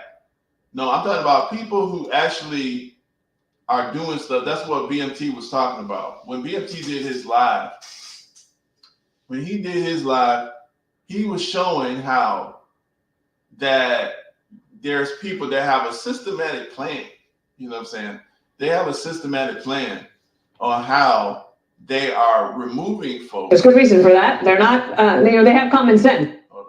On how they're removing people from South Carolina, making sure that they're doing the same thing we're talking about. They're making sure the local group of people do not get control of the resources, and then they'll bring in outside people and pay them for the same job that they would have somebody else to do. Okay, that's living there, sitting there. Because what they want is they want those people poor, ragged, broke out of doors. Now, once you poor, ragged, and broke out of doors, it's so much easier to get you out of the neighborhood. You know what I'm saying? It's so much more easier to get you out of the neighborhood because you can't afford no attorney. You broke. Look at you. You're pathetic. You see what I'm saying? So that's the technique. Let me see. I was trying to see if he could. Yeah, but that's the technique. Let's see if I can even. I was trying to find his one. I think he. Hello? Yeah, I'm here. Can you hear me? Oh, yeah. So by way of gentrification, they've done that. And who do they use to push the gentrification? Us. And I'm speaking here locally because I've seen it firsthand. Atlanta is now like 38%, maybe 40 some percent black when it used to be 60, damn near 70%. But that's all because, they give us a black face to run the city. Meanwhile, they exercising white power, for lack of a better term. Yeah, I think this Hey. is. Yeah. Sorry if I. So this is a video BMT put out, which is good. Y'all should go to his page. Just check it out. But the thing is, like you're saying, this is why I'm saying what I'm saying, Leroy. And it's not about skin color. This is what we got to get because, see, naturally they know that we're not a hateful people by nature. We're not a hateful people. And we actually reject hatefulness in our culture, in all of our cultures. That's why they know that. That's the reason why they were able to come in. They were like, oh, these are perfect slaves. Even Christopher Columbus came and said that. Even Christopher Columbus said that. Because he said these people are so nice. They done bought this stuff for us. They done invited us in. They would make perfect slaves. They try to, if we ask for something, they make every effort to get it for us. And he took that as a sign of weakness and stupidity. And we still do stuff like that today. Because when we consider someone a friend, right? It's just natural, like, oh, that's my friend. Let me help them. So you're doing, in your mind, you're like, oh yeah, this is my friend. I can do this. I can help them because I can. And then you do it. But to someone who's not really a friend, they're like, oh, that's stupid. I wouldn't do that for them. I'm not going to give them this benefit, this resources. All you got to do is smile at these people. They're dumb. That's what these people believe. And this is what's so tough for us to understand because we don't have the same mindset as and so that's why I said it's not about skin color. Right now, you have observed, or we have observed that over every generation, this is the group of people that we're competing against. Okay, it's not about their skin color because once we get what we want, then we can be cool to the degree that we don't relinquish our stuff no more. But it's not about that. It's just the simple fact that we gotta get what we're supposed to have. Right now, we create taxes, we create ideas, we create business things, and those things are taken from us at their choosing. And we should not be comfortable in a position like that. You see what I'm saying? So even the politics and all that stuff, that's the reason why I always go for, that's why I go for who I go for. Because it's about, once we get them squared away, because they're the most dangerous group. These little bootleg type people, man, this is nothing. They're literally nothing. They will have to do like the people require them, or otherwise they could go live with, the enemy. They could go live with them, and they know dang well they're liable to be shot and killed, and nothing happens. See, right now we're in a situation where these folks can come up, shoot you, and you got to fight on camera. You got to fight to get basic. The shooting can happen right on camera, clearly wrong, evil. I mean, just straight up wrong. But you got to fight. Your people got to get out there and protest just to get some basic justice. So that's a position that we can't really. I mean, we shouldn't really want to be in. Let's deal with this Fauci thing, and then we're gonna try to. I'm gonna try to be done real quick today. But I want to show this Fauci thing because I did a video on it. I want to show this here, and I do want to get Brianna Gray in here. And this is hold on a second. I don't know why I got this done like this. But let me see. And right now they see who we acting, the way that our people are moving. So that's the reason why they're bringing the people that's coming in, because they can re-trick these folks. They can run games and tricks on these people that they can't run. They need to replace the labor class. We done broke bad on them. We broke bad on them. You see what I'm saying? And let's see here. Let me see something. Oh, I should have did that. Trying to get to the point where I can see.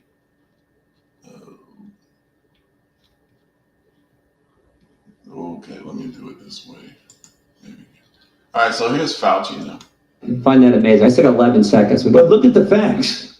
I've kept an open mind throughout the entire process. Now the people who brought you the political big lie, claiming absurdly that Trump won the 2020 election, which he lost by more than 7 million votes, now bring you the medical big lie, making the outlandish claim that Dr. Fauci was responsible for causing COVID-19. What this committee should be doing, we should be recommending you to be prosecuted. We should be writing a criminal referral because you should be prosecuted for crimes against humanity. You belong in prison, Dr. Fauci. I recognize Mr. Garcia from California for 5 minutes. Oh, he left? I now recognize Ms. Green from Georgia for 5 minutes of questions. Thank you, Mr. Chairman.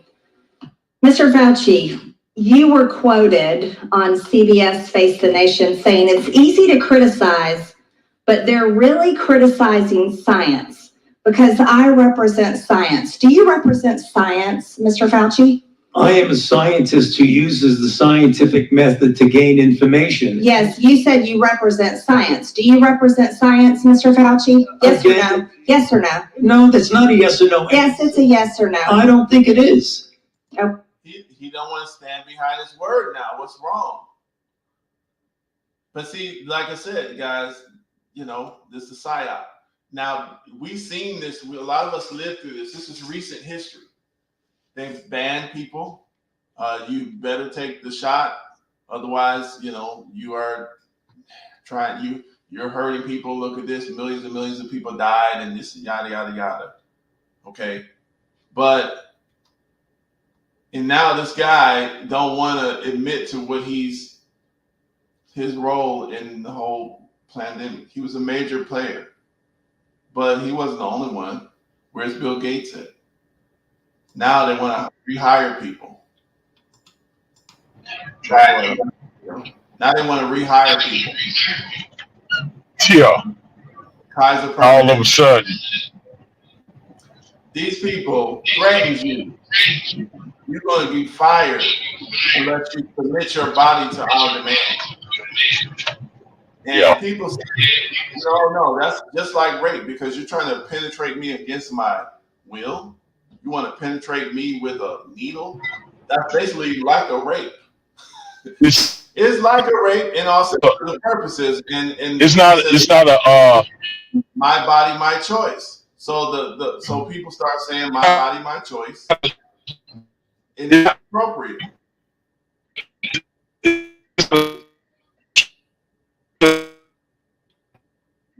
You cutting out bad. Dang.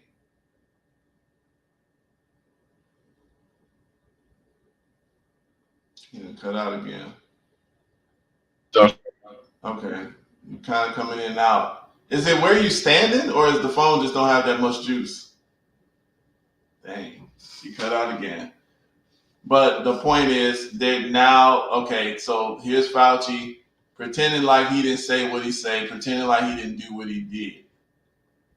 But I made a video on this. Go check it out. But like I said, guys, this is the type of whacked up, turby, wacky crap that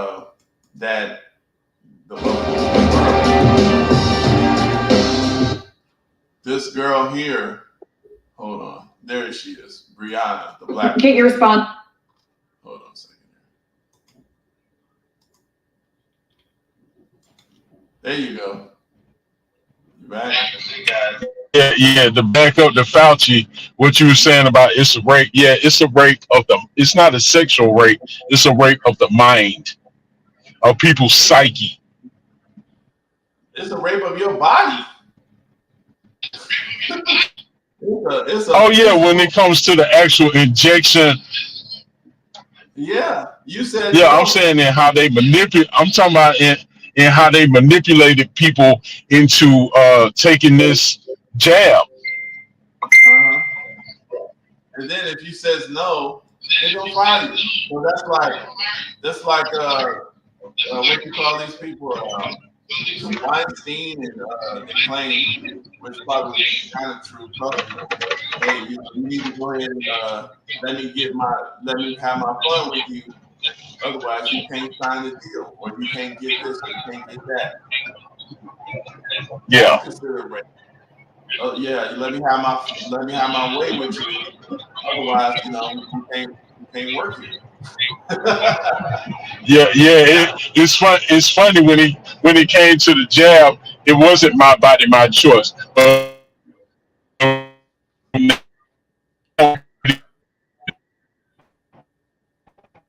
And then when everybody called their bluff, was like, "What? Yeah, he's trying to cut out again."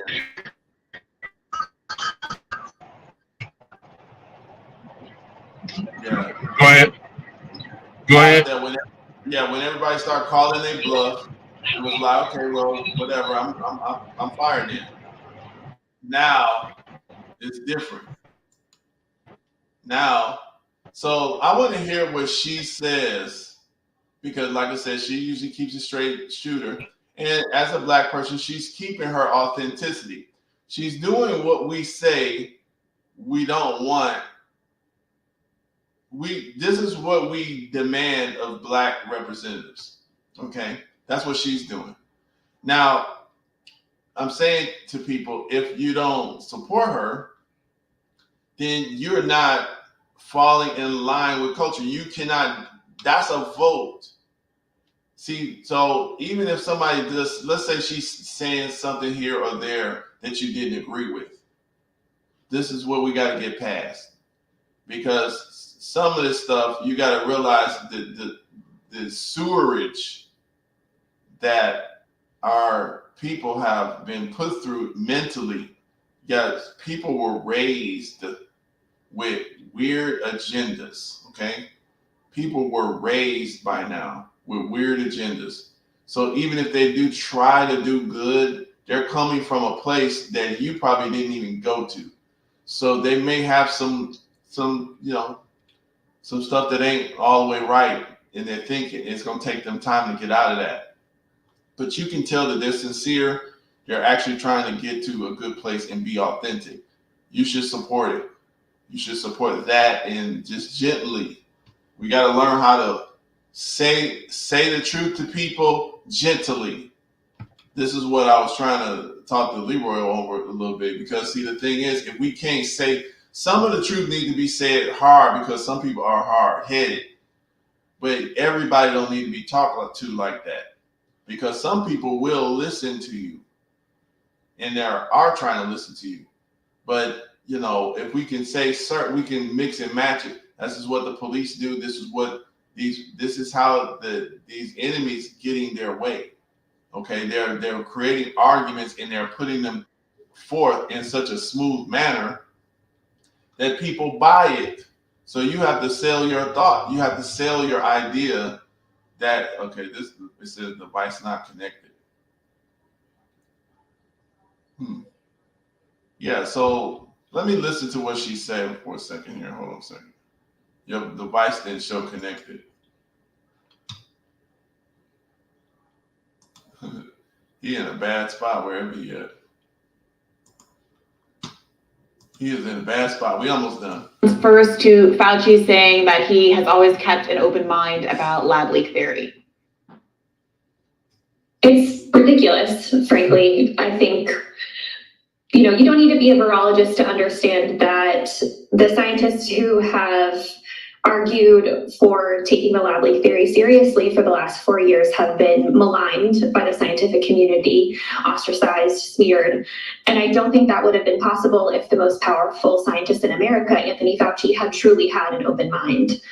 And we now know through FOIA records and Slack channel messages subpoenaed by the committee that Fauci was directly involved in probably the most impactful paper that dismissed the lab leak theory, called The Proximal Origin of SARS-CoV-2. And that showed that virologists who privately believed the arguments they were making were crap and unbelievably conflicted wrote a paper and put their names on it despite not believing in it after meeting with Fauci, who oversees billions of dollars in research grants.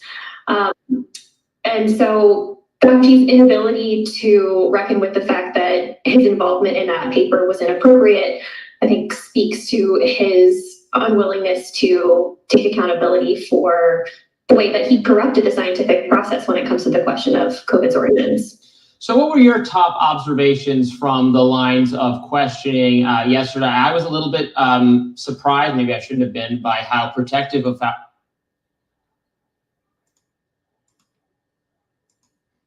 Go ahead. What's up?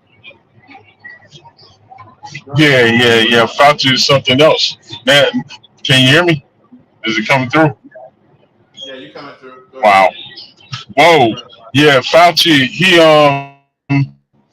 he's going back on previous statements. He pushed the jab at no end, told anyone that went against it that we were crazy.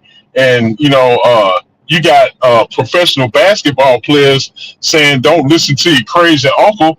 What, we supposed to listen to you? Did Charles Barkley say that he not a role model? Okay, well, neither are y'all to be telling us what to do with our own bodies. It was crazy that, it's my body, my choice when it comes to eliminating the child, but not when you say no to a foreign substance being injected into your body. And but then you got idiots out here who took it, coming at you saying stuff like, well, you didn't say no to the vaccine, before. I was a child. I didn't have a choice. Right. I was living in my parents' house. I had to do what they just said. Exactly. But when you know better, you do better. Should. But and the reason those people come at you like that online is because they fell for it. They fell for it, and they can't. You know what? There are some people who took it, who realized and have come out and said that, you know what, I was wrong. Right. And the person that comes to mind is this guy on Rashad's page, Mitchell Shelby. He said, I took it, I was wrong. Right. I should not have done that. I should not have had my family do that. Because he recognized what has happened to these other people. There are people who feel like, well, I ain't have any adverse effects. Okay, that's fine. You didn't. But there are a lot of people, that's not their experience. And I guarantee you that's a lie. And it very likely is. But even if it's not, that's still not everyone's experience. And you should be able to decide for yourself whether or not you want to receive a treatment. Right. Without being fired from your job. Yeah, being threatened with your job. Being threatened with your job. Go ahead. No, I said especially when we knew that it wasn't going to stop nobody from getting sick. No. All of that. Do you know what anti-BDS is? No, what's that? Do you know what BDS is? Boycott, divestment, and sanctions against Israel. Right. That started before. That started before this lockdown and shots and all this stuff. But all of that has led us to the point we are now, where now we got anti-Semitism laws. All of that. It was a constant breakdown, and I guess you could say it worked, but at this point, now everyone sees what is happening when it comes to the decision making that's taking place Right. when it comes to the Gaza Strip. Yeah, this is what I'm saying. I'm trying to get this one picture, but it's not popping up. But but the thing is, these people, they knew what they were setting up, but they shot themselves in the foot. They woke a lot of folks up. But the thing is, people are not going to wake up, and because, like I said, and the ones that go down with the flight, go down with the ship, most of the time it's going to be because they move they move you from a mindset of actual fact to a mindset of issue. It's like a person. Yeah. That's how they got it. And so people realize, like, dang, he is right. They're not going to admit it. Not all of them. Some people do wake up and they like, I was wrong. But the ones who pushed it the hardest, no, they aren't. They aren't. Those people who like I said, even after the fact that it's like, dude, I mean, really, the same dudes changing the story. We still playing around. Those people are doing that because of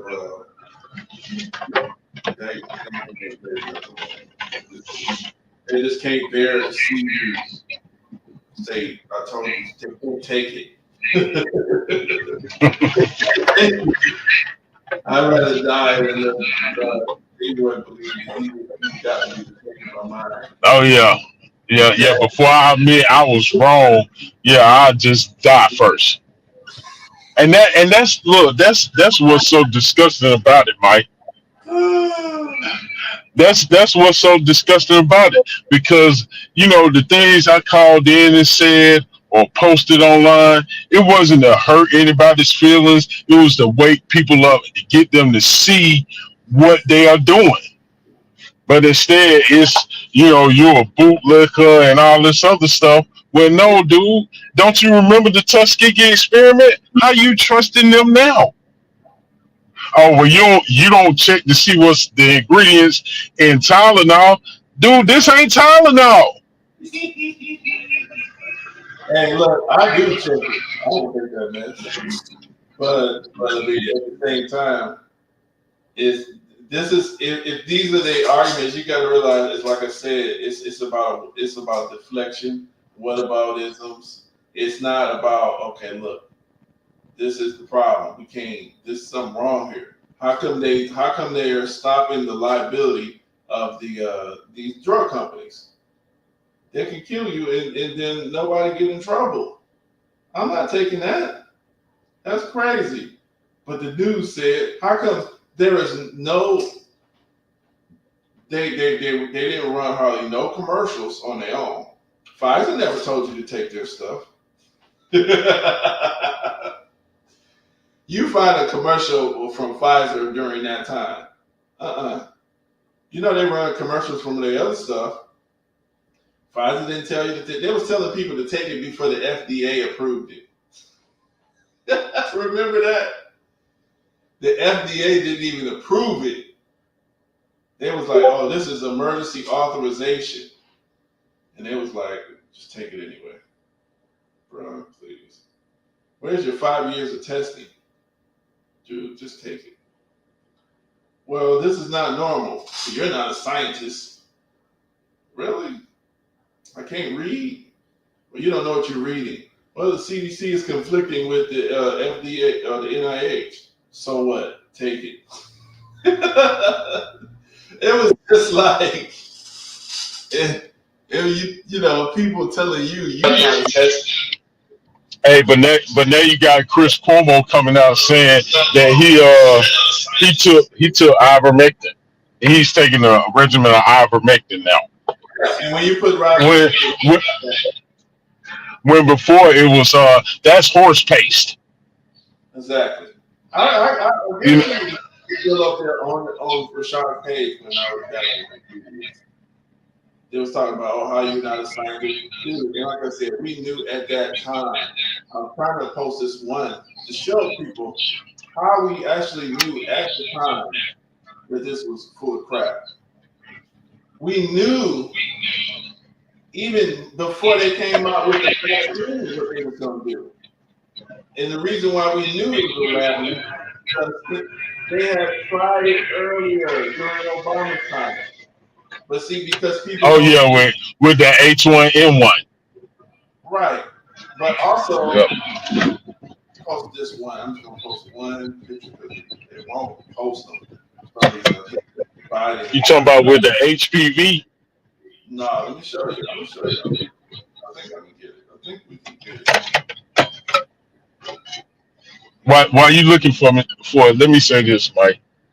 Yeah. Go ahead. For the people like Rashard Ritchie who pushed it and belittled people and said you're damn right, these churches shouldn't allow people in if they don't take the shot or wear the mask.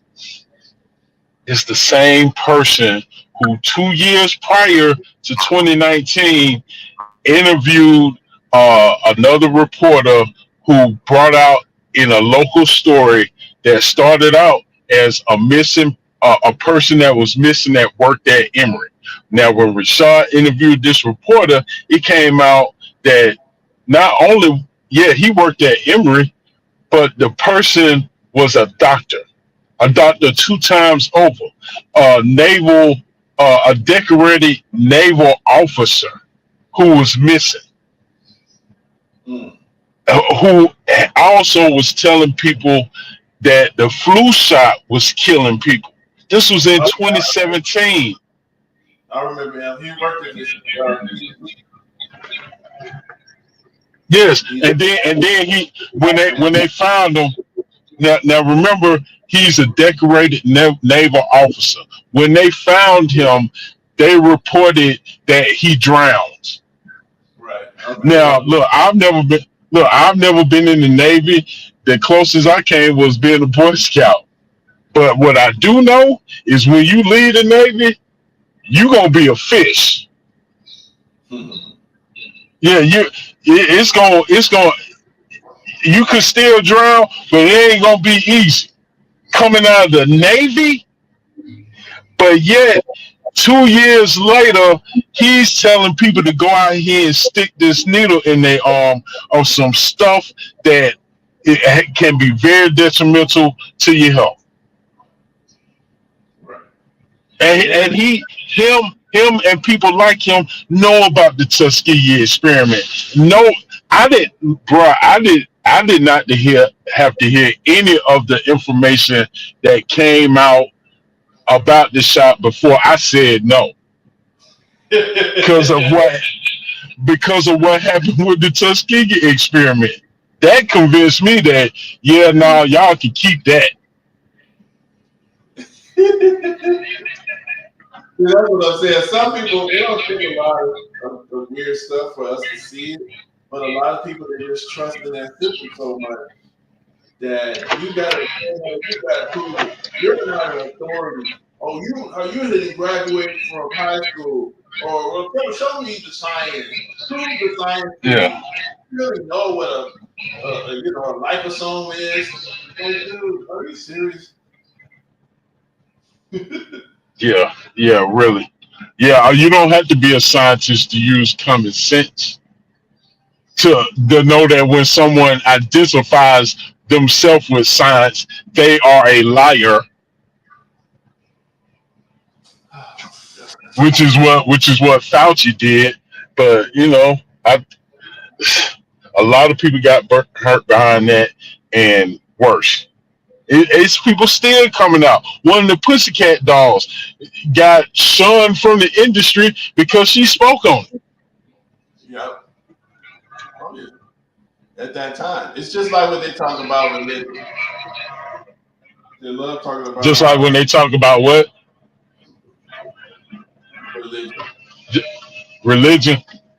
You know how they love talking about how somebody, what's his name, Copernicus, or somebody, Galileo, got killed or something because he didn't,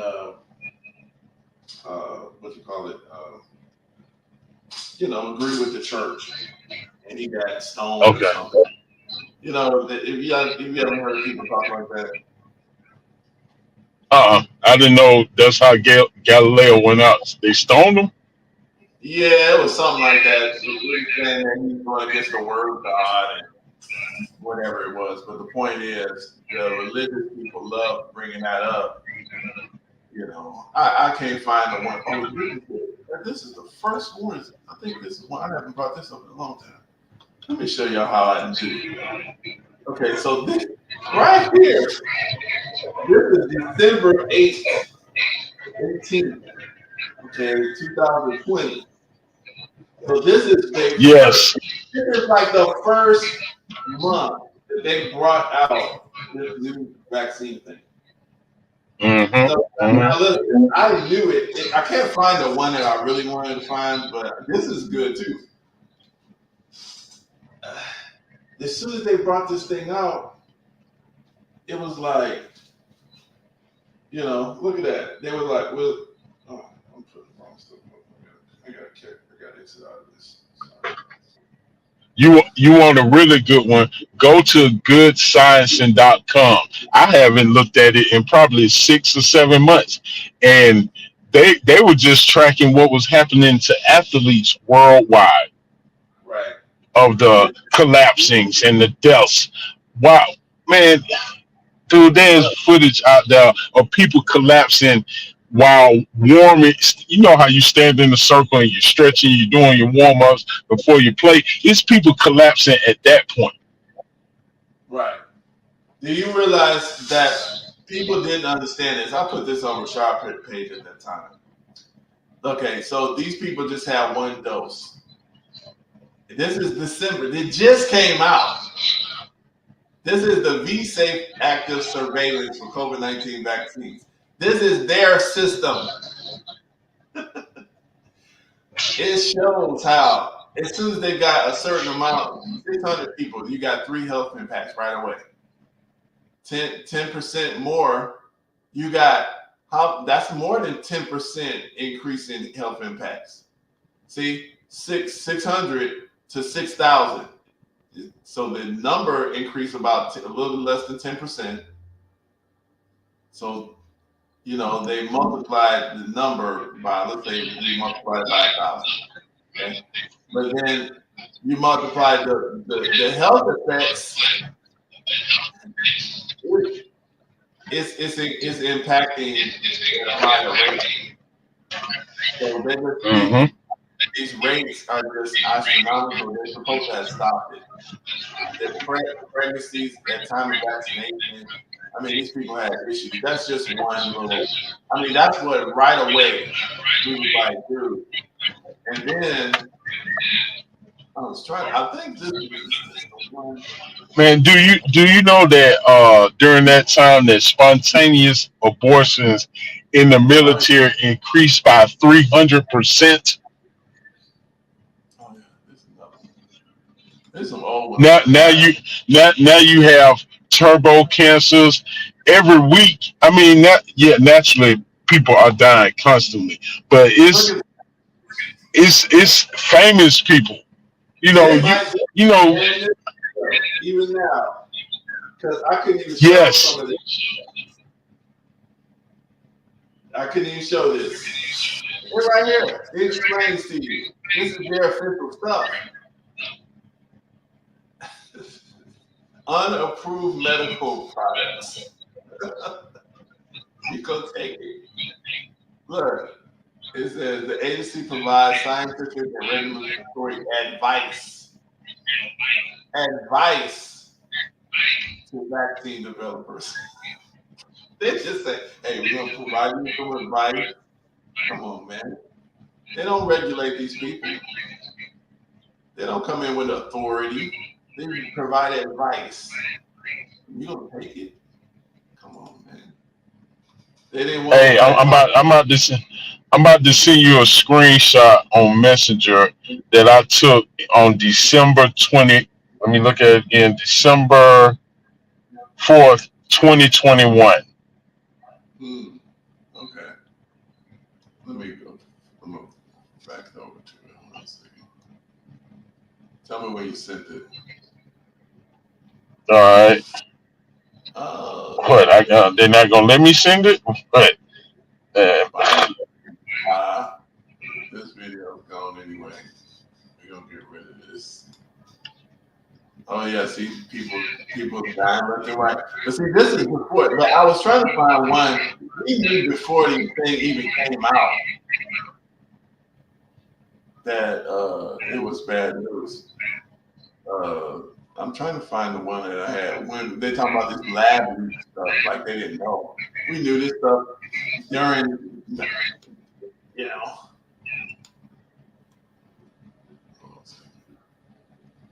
Oh man, I was tracking this crap. What now? Look right here. I'm just looking at my record. I just sent it to you. Yeah. We never seen them do this. Show us a disease, confirmed cases versus, we never seen that before. You know what I'm saying? Oh no. Look, 100. Make it like it's they made that stuff like is this one okay? Yeah. Let me show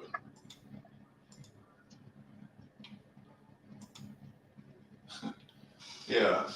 We never seen them die 108 FIFA players, registered players. Yeah, FIFA. Died. Yep. In the past 6 months. So that would have been like the middle, June, July of 2021. Right. Look at this. I was tracking this stuff. I was just taking screenshots because I knew they was going to erase all this stuff. They was tracking confirmed cases, 35 million. Deaths is 600. Vaccinated, administered was. Wait a minute. Hold on a second. This is just weird. They did 350 million vaccines, and they still getting 35 million cases and 600,000 deaths. The vaccine wasn't doing nothing. Nothing. But let me share another one with you that show you what it did do. Right. From your boy T West. And this getting to the money.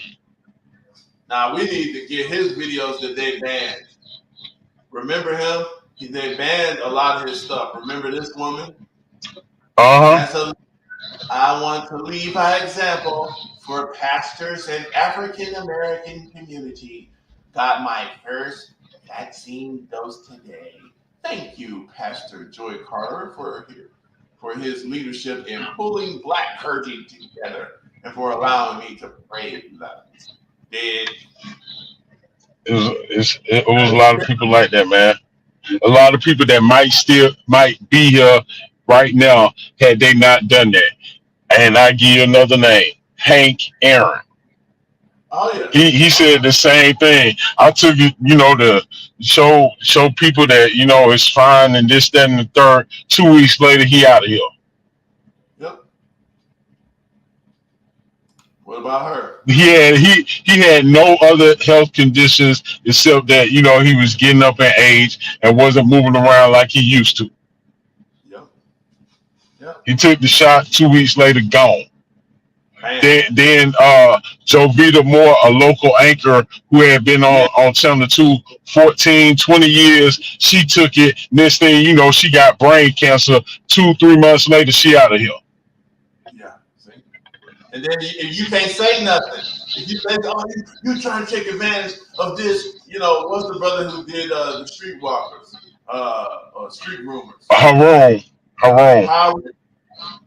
Yeah. Come find out. somebody convinced him to do it. You see, so they just, you gotta forget about it. Look at this girl, midwin. She trying to tell everybody else she too damn sick to be taking that, and she took it gone. So look at this. Do you want to be an organ tissue donor? I said, hell no. No, absolutely not. Absolutely not.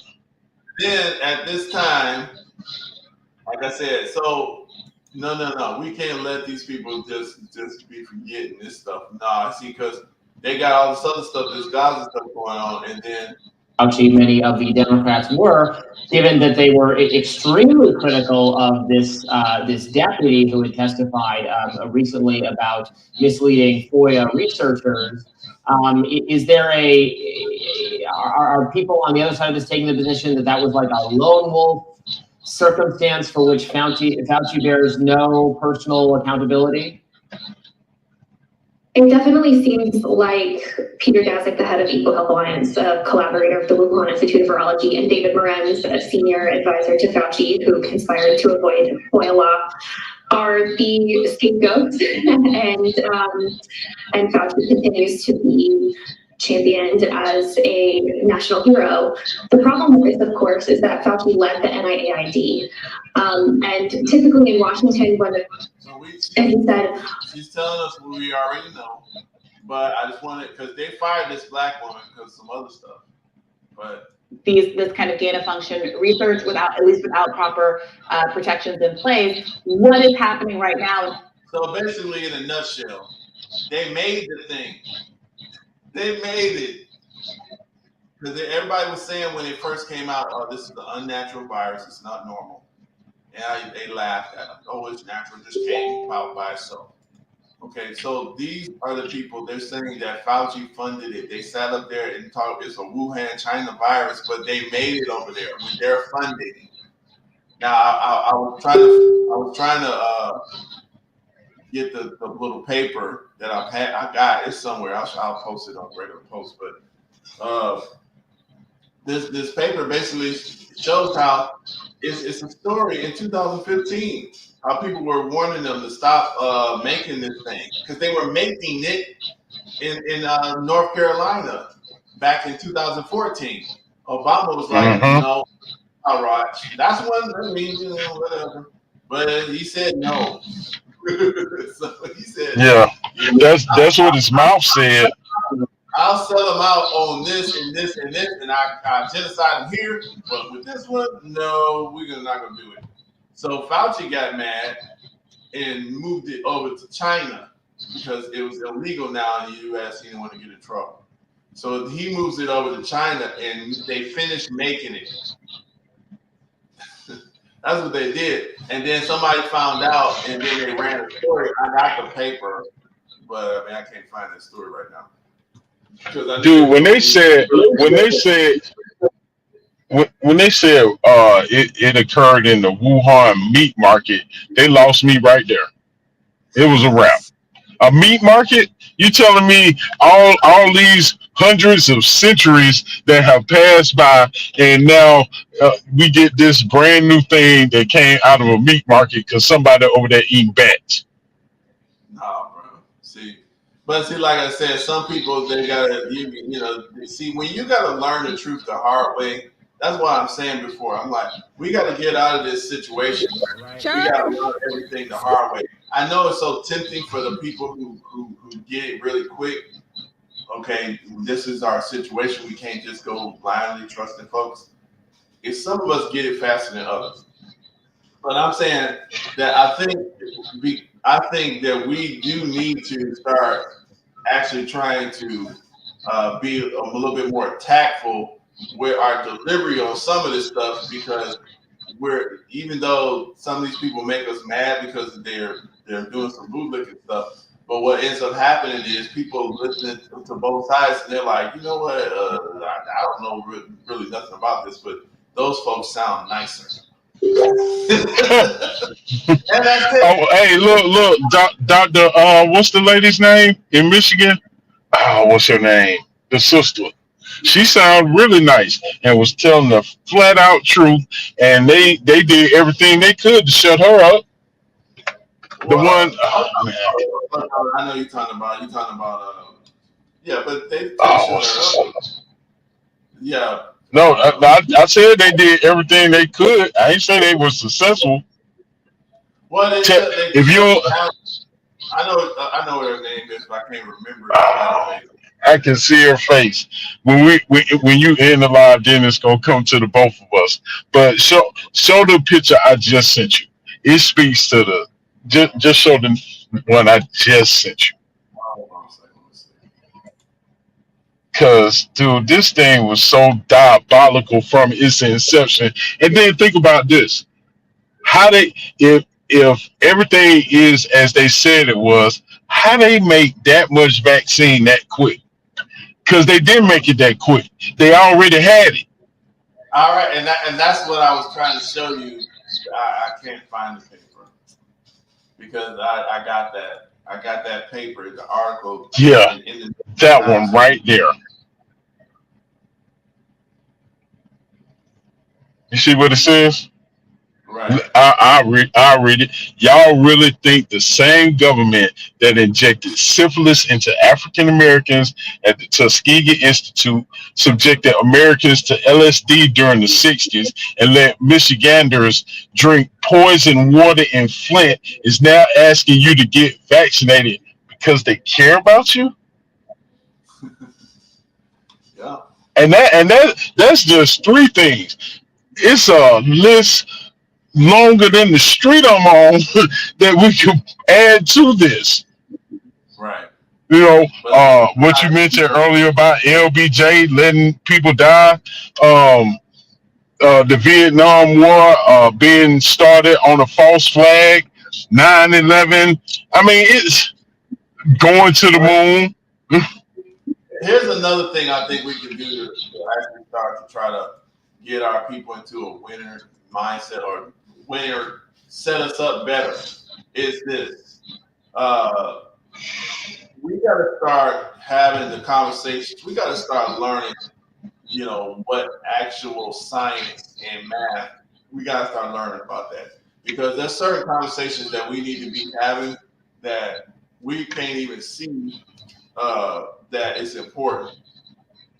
Because this is how they do us. They kill us. They've been attacking us with science.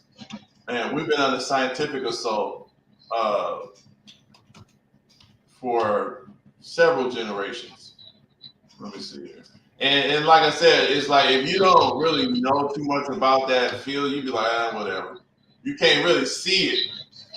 But when you start just, pick up a few little things, I put this up. Y'all could actually, I don't know if you subscribe to this one. This is my other little channel that I do. I got a lot of people that think it's weird. Some of this stuff,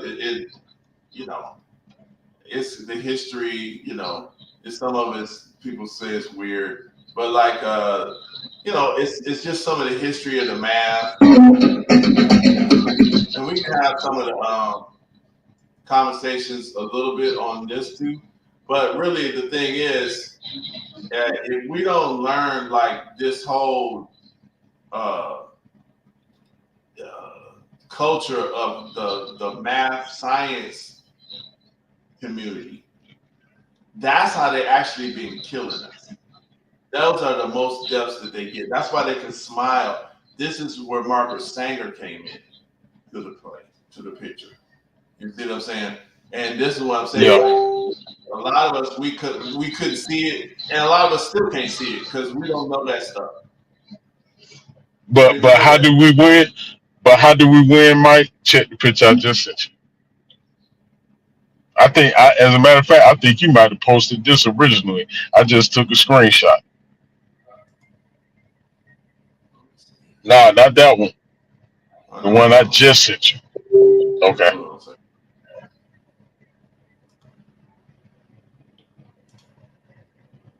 Yeah, I mean, but we got to get there. That's the winner. That's winning. That's the winning end. But yes, we got to step over there. See, this is what I was saying. I don't know if you heard me when I was saying this.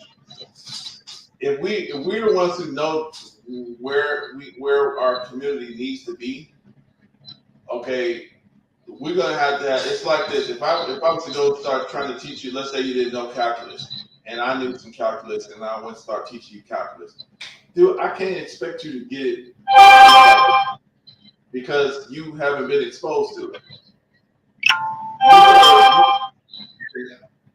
That today, when we look at the history of where the book E. Franklin Fraser wrote, from Booker T. Washington to those girls on that video in the 60s and 70s, all of that stuff, and Stacey Abrams and all.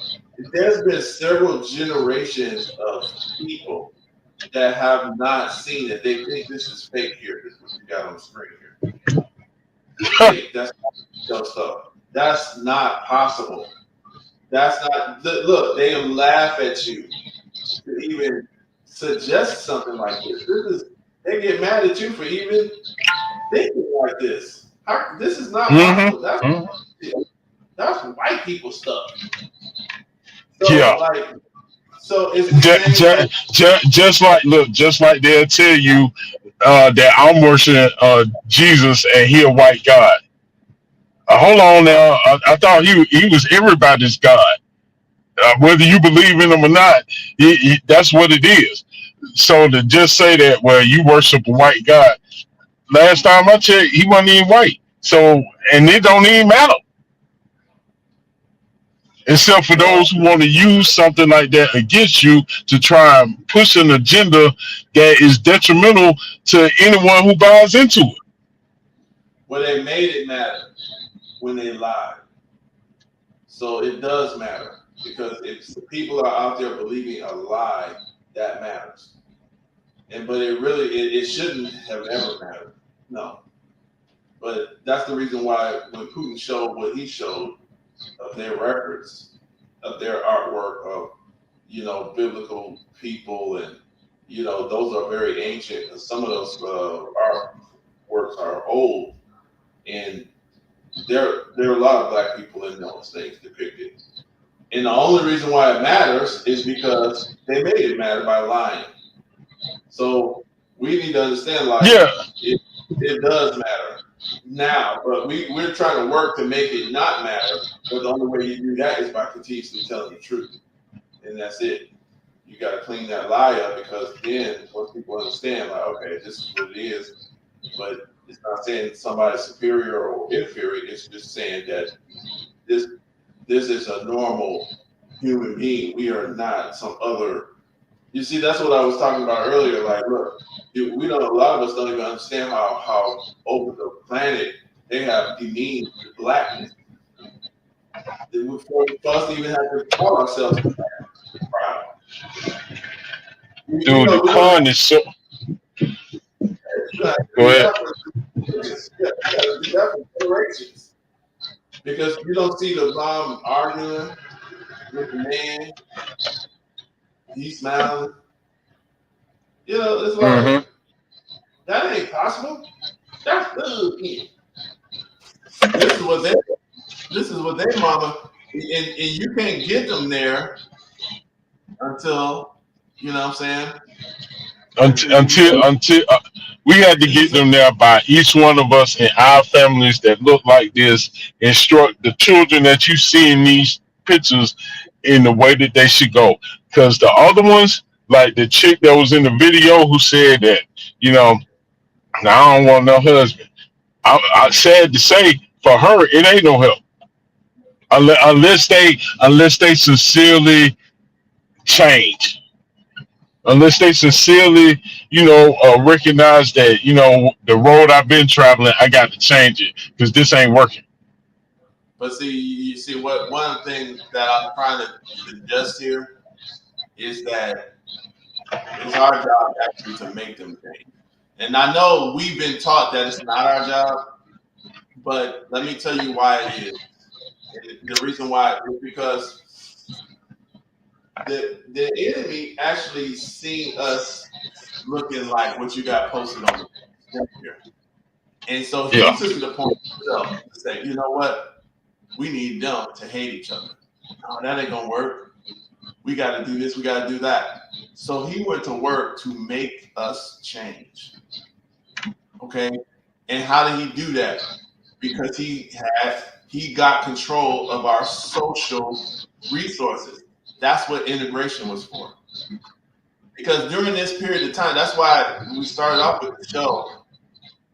With what's his name, Donald's, whatever he was talking about with Joy Reid. Yeah. At that time during integration or during segregation and Jim Crow, believe it or not, they did not have thorough control over the resources that we required. We actually were farmers and were business owners. So we had control of the resources that we needed. So they had to change that first. And then once they got control of it, okay, they let us in with the integration thing. We thought we had arrived. Then they worked on the welfare stuff. Now they got control of your resources. They can start rewarding and punishing. See, once they got control of your resources, they can reward and punish. You can't walk away, otherwise we're gonna ruin your whole life. so that's the thing, and that's what I'm saying. That's the reason why I'm saying what I'm saying, because this is that is a made up idea. That's a made up situation. Look at this woman's face, but it's not just her. He got this man to believe it ain't his responsibility to. He's supposed to be fighting him. It's the man's job to defend. You see what I'm saying? Oh, no doubt. But your girl Joy Reid took one incident that happened and tried to make that seem as if that black men don't. What use was the black man? Because he watched his son jump in the river, tied up and drown to death. He didn't protect him. So that was it in every case, Joy. And for her to make the focus the black man who was more than likely bound and held under gunpoint, the focus instead of the white man who was doing that to him is downright despicable. Well, and that's the strongest, cleanest word I can think of right now. I'll say it like this. I think we should all look at these programs. They're right here on YouTube. Take some time. Look at some of this stuff. Look at this with Bill Moyers. Just type in Billmoy. Yes, he's a Jewish guy. But he starts off, and there really you can go to Hezekiah News. HezakyaNewz. Just sign up for that channel and review that stuff. That person, let me put it in the tab, but that person, they documented these things. And we got access to this stuff. You're just learning this stuff will make you smarter as far as seeing patterns. I'll say it that way. Just know it. Because I can just look through this with no sound. So obviously they're in Chicago, and you're just seeing the situation the black folks in. Of course, we're kind of poor. It's okay. But right away, you start seeing the white people. They got jobs. They're working. We don't even have to look at the sound. Just the visual, the subliminals, the optics. They're working. The men. They show the men first. They show the black man was sniffless. He running around the street talking about he don't need to wear a condom. First, they show the women they unhappy. I know that guy, girl. See how they get them? I know that's right. See, They're acting like phony Willis down here. But my point is though, if we don't know how to combat this, is psyops. They're gonna win if we just think, oh well, let them go. That kind of thought process is not gonna win because they're gonna keep dominating. That's what I'm saying. I feel you, Mike. But can we actually reach somebody like Joe Reid? Yeah, you can, but you can't reach her now.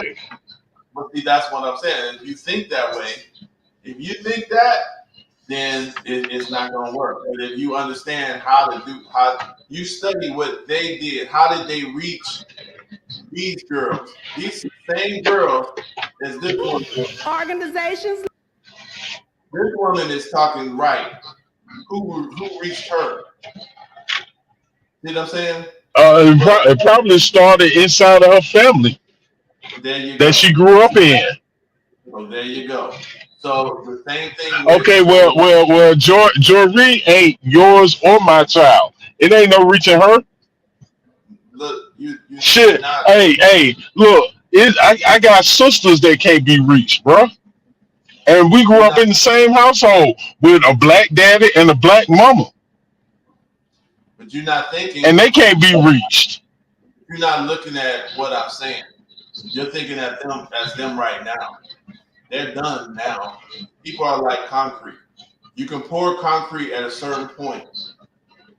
At a certain point, you can pour that concrete and you can mold it, you can shape it.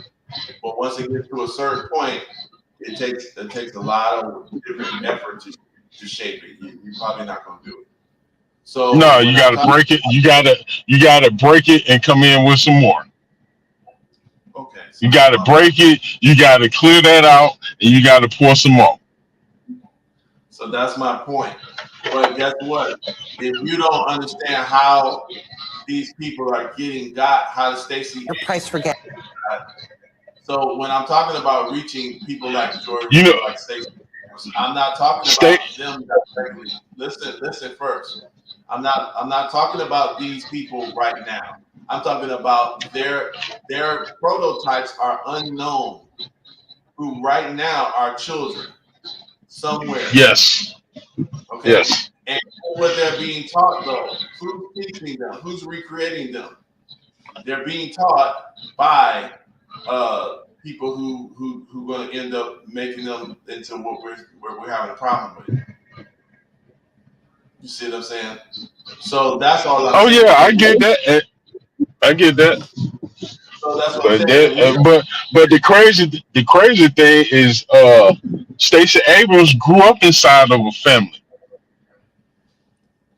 Okay, but so that's the reason why we gotta study. Family was level. She went to college and failed for the con. Okay, well, I'll say it like this: if you don't study how these things are getting done, then it's gonna be real hard to stop this production line. Because if we believe that we can't do it and create smarter generations of people, then we don't. This is propaganda.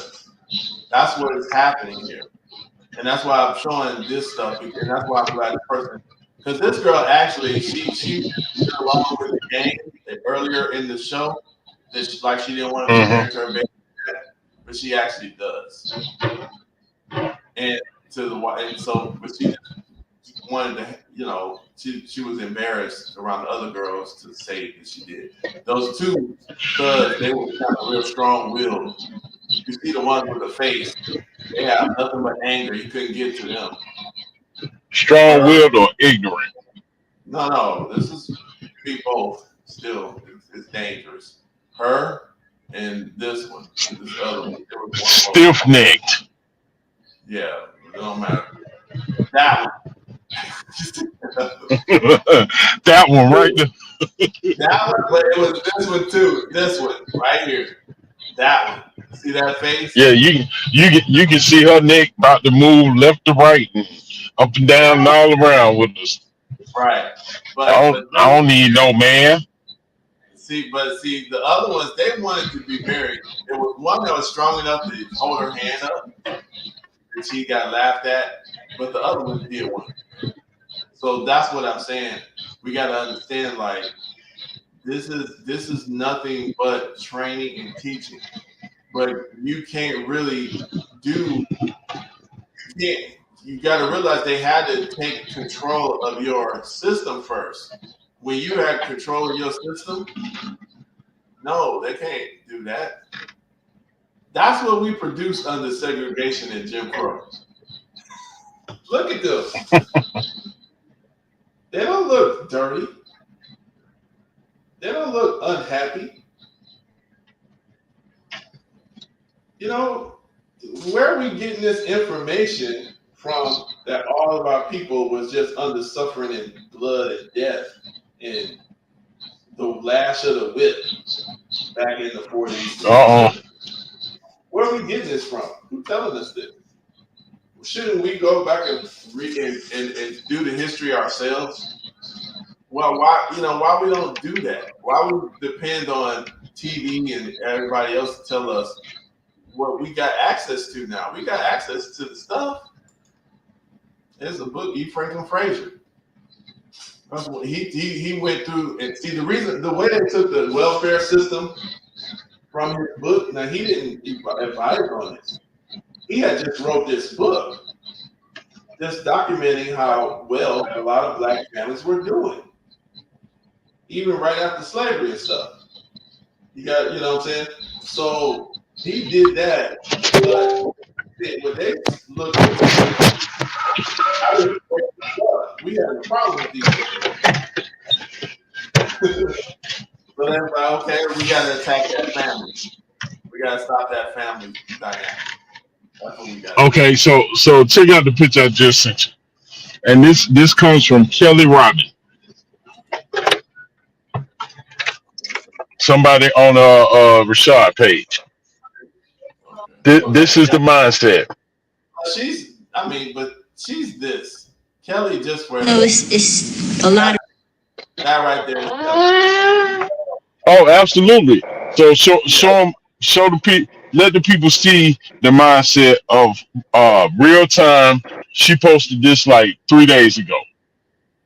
Yeah, she's a feminist, but I Clown. Well, I mean, you know. No, she is a clown. It's not even a question. You see that?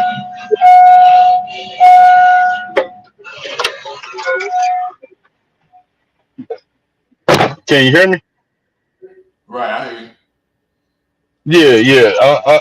It's unbelievable that you think your son playing with the doll is going to make him gay.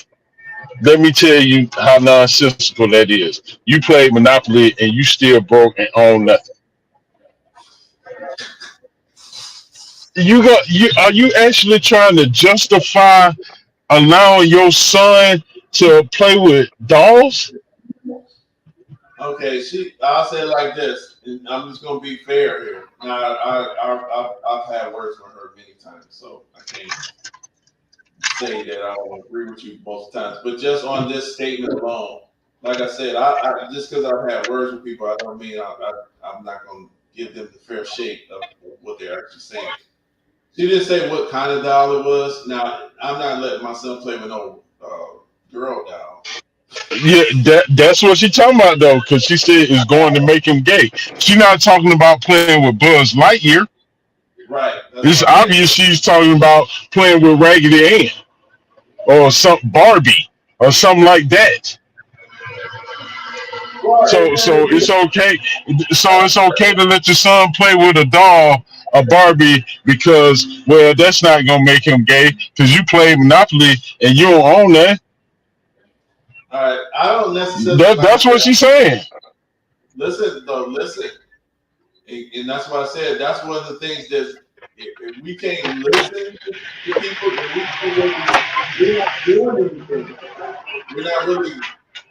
We're not learning how to actually. We're not giving ourselves credibility to kind of, actually be smart or have a more intelligent way for people to go.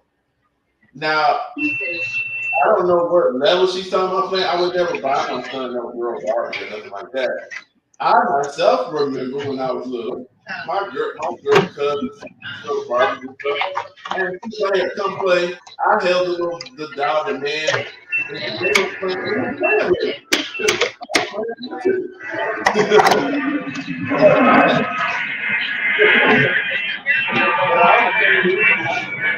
So, I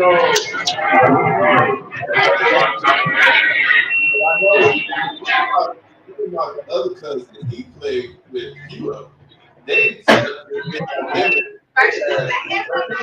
work. Now, of course, I don't recommend that kind of stuff. So I don't know what statement she's actually talking about, but there is some truth in it. There's some truth in her statement. But the monopoly thing, I don't think that's a good comparison.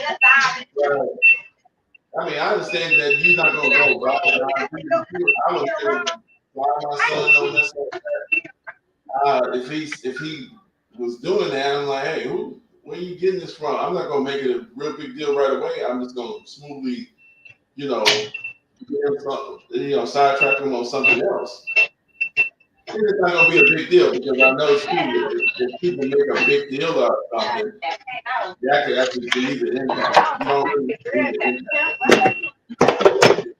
It will work out kind of smoothly. You kind of smooth that thing on out and kind of put a little truck there. You kind of get you in something else. You revert that thing without. You don't want to create an impact. Well, what the heck? Who got this boy this damn down? Shit, how the that's gonna be the impact for the kids' mind. Because a lot of times, it depends on the age of the kid. A lot of times, they don't even know what they're doing. They don't even be thinking like you think. Because I know when I was there myself, I wasn't thinking none of that. Like, oh shit, you playing with a damn Barbie Ken doll. I'm like, shit, you want to play with it? I'm playing with her. I'm playing with her. Just to be truthful. But I ain't gonna lie. This is what I had problems with Kelly. Robin. What is his name? Kelly Robin. I have problems with her. Kelly Robin. Yeah, she wants to defend. She wants to straight up defend that behavior of being LGBT, and she wants to put it into the schools. Yeah, and she was an educator. Right.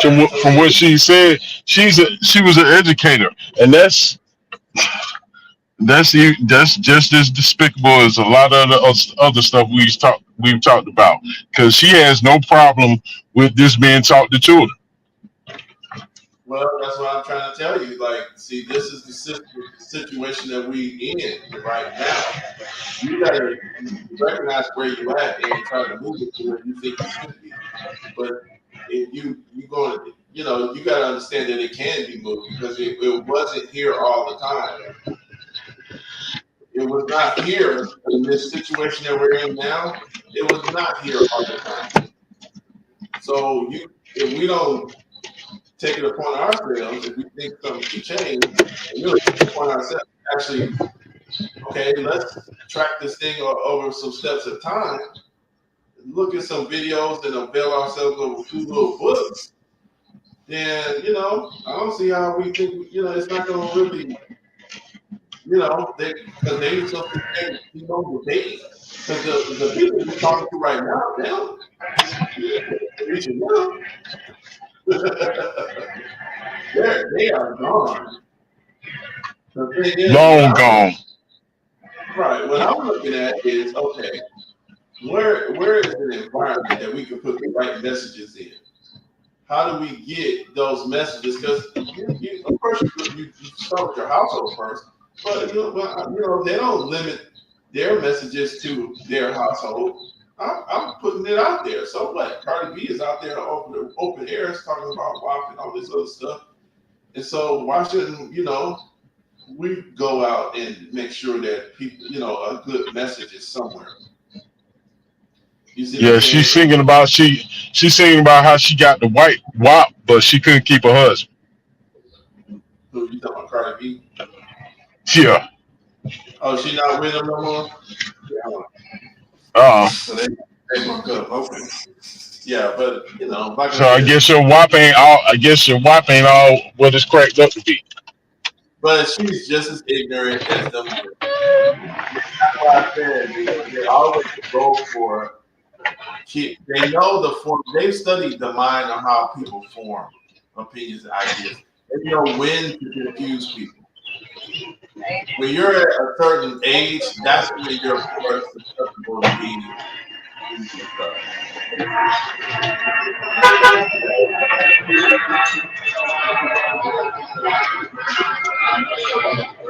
Susceptible to be in that stuff at that age when you're in a confused situation. Anyway, let's head it off. See, like right now, this artist here, and I'm gonna show this video, and you probably don't like it, but I'm gonna show this because this is gonna highlight what I'm talking about. You got generations of people born under these type of weird ideologies, right? And this is your starting point. They've gotten it here. The people who want to disrupt society, they've gotten it here. Let me go to her thing. If you don't think you can, because of the frustration, if you don't think we can create a method to, let's see, I'm gonna have to do it this way. Yeah, if you can't create a method to actually bring that thing back to some decency, then it's like, whose job is going to do it? I mean, it's not going to happen by magic, you know. This is, we got to understand, like, people, like, it's so much we can go into, but of course we'd be here all day. But it's people that change societies and systems. So we can do that. But my point is, it's like, look, we got to understand that you got to study this. Basically, that's all. Yeah. Yeah, that's the only thing. Other than that, they just don't keep on doing it because they're making a whole new generation. This is right here, and I, like I said, I like her, but she has some problematic ideologies. This is a brand new kid, brand new artist, very influential, super influential, and she's been. Who you talking about? You talking about the girl you spotlighted last week with the blonde hair? Yeah.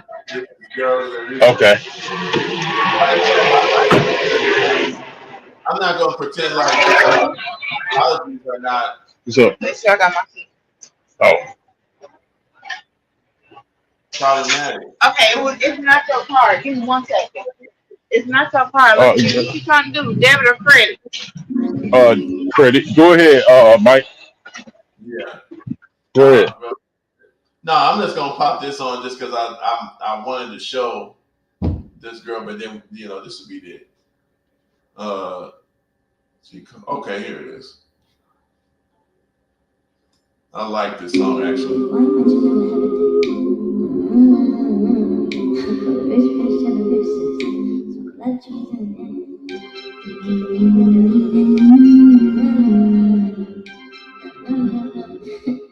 I don't gotta say it. You know, I come from outer space, yeah. No Lambo, hop into the spaceship. Let's go, born in the tundra. Ice cold, if you think you know me. You don't, I move change daily. Scorpio, I'm the next highlight. I'm real bold in the dark, I'm a nightlight. No ghost, real trippy, real skating, siren. Real hot, real flamey, kind. Make waves on the daily, trident. And a bull, I'm a lamb, I'm silent. Tell the truth and the truth, no lying. Real high in the clouds, I'm flying. No gold on my mouth, just fire. Third eye, got me healing louder. So, I mean, I just play some of that. I mean, I know they might tag me on the copyright thing or whatever. But my point is, just for playing, like I said, if we don't pay attention to this girl here, of her talent, on the level of her talent is like a Whitney and all that kind of thing. So she definitely has the potential for global influential situation. So, and people are doing videos about her all over the world or whatever. So the point is, though, this is what I'm saying. This is where these messages are coming from. You see what I'm saying? This is how they influence large numbers. It's not about preaching. There ain't nobody going to really church too much, no monster, nothing like that. They do that later. They're doing it with the music. So that's why when you're starting to kind of go into the musical situation, especially around homes and that kind of thing, that's because they do that also with the Disney Channel. Notice they get people hooked on like they Raven Simone, right? Yeah. Yep. Everybody like, remember people like Raven Simone or Diane McClain, who turned out a little better than they thought she would. She broke bad on white supremacy. Who? China and McClain. So they, China. you know, Oh, okay. Yeah, I know who you're talking about. Yeah, she done put some videos out there, and boy, they is not liking what she's saying. yeah, exactly. So but that's my point. But see, if you notice, so that's a good example. They're using, But they'll promote Raven Simone because she supports the weirdness. well, that's right. That's what, of course, how you should see it. So that's what I mean. The indoctrination really negative. They get you to like somebody when you're a kid, and you kind of grow up with them a little bit, right? And that's Okay. somebody I like, and you kind of follow them as you growing up, and they kind of get into their career. Then they start doing all this weird stuff. You see what I'm saying? And that's how they can twist people. That's how they twist the mind of the younger person every generation. You see what I'm saying? Oh yeah. I mean, that's how you could grow up in a house with the same people because the information is not coming, the influence is not necessarily coming always from the house. It's coming from but that's just okay. And I'm gonna keep this personal. In my case, that ain't even what happened. I know they got the same information that I got. No. I know they do. But listen to what I said. It's not information. I said the influence. So listen what I mean by it's not just the information. It's they're being influenced. So obviously the same influence didn't happen on you because you made different decisions. So that's what I'm saying. Where's the influence coming from? That's all I'm talking about. And so that's what I'm saying. So were they being influenced the way they're thinking before they went to college? Where was that coming from? You see what I'm saying? So, those are just some of those highlights on that. And like I said, everybody has specific situations. Okay, it's not a one size fits all situation. yeah, well, and it's not. But I went to college too. I didn't finish. I went there for 3 years, but it didn't get great. They get me. I walk across the stage. I'm smart. That I didn't buy into the brainwashing and the propaganda. Hello? Yeah, is that the determining factor? The determining factor? The determining factor. Yeah, I'm saying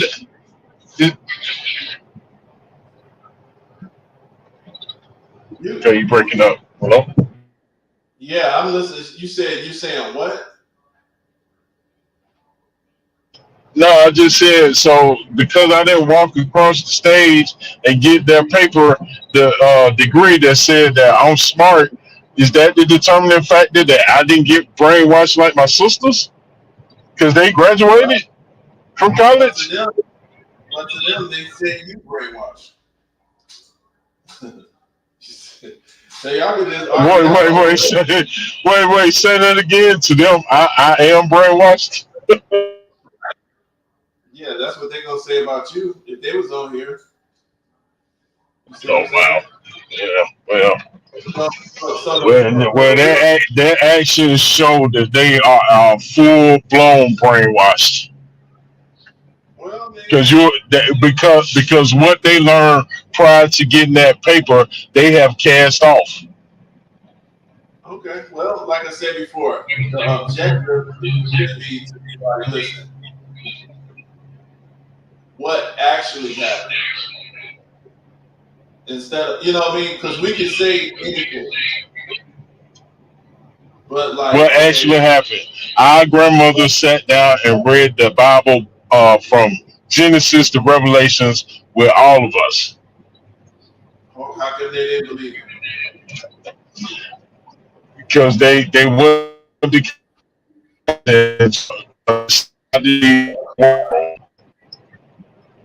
what other I influence? did. What other influence? You see? Yeah, we're getting. Anyway, it's time to go anyway, guys. We've been on here 3,030 minutes. That's way too long. We had a pretty good show, though. People popped in, popped out. All right, Leroy, go ahead and end it off if you can, because you kind of breaking in and out anyway.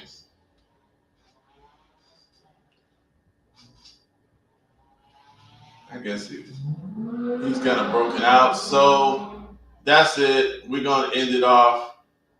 James said you want to pop in the spaceship anytime. I mean, you know, she's a little girl, but she's going to be pretty big. So everybody will be seeing. If you don't even know who this girl is now, she makes a lot of music. So I'm gonna play. She's been making music for a long time, and she's pretty much gotten. Actually, you know what? Let me play this one. So Let me try to play something. Yeah. Nah, I don't want to play no mess. Anyway, that's it. We're gonna end it off because I keep on doing one more thing. Peace out, guys. Peace out until next time.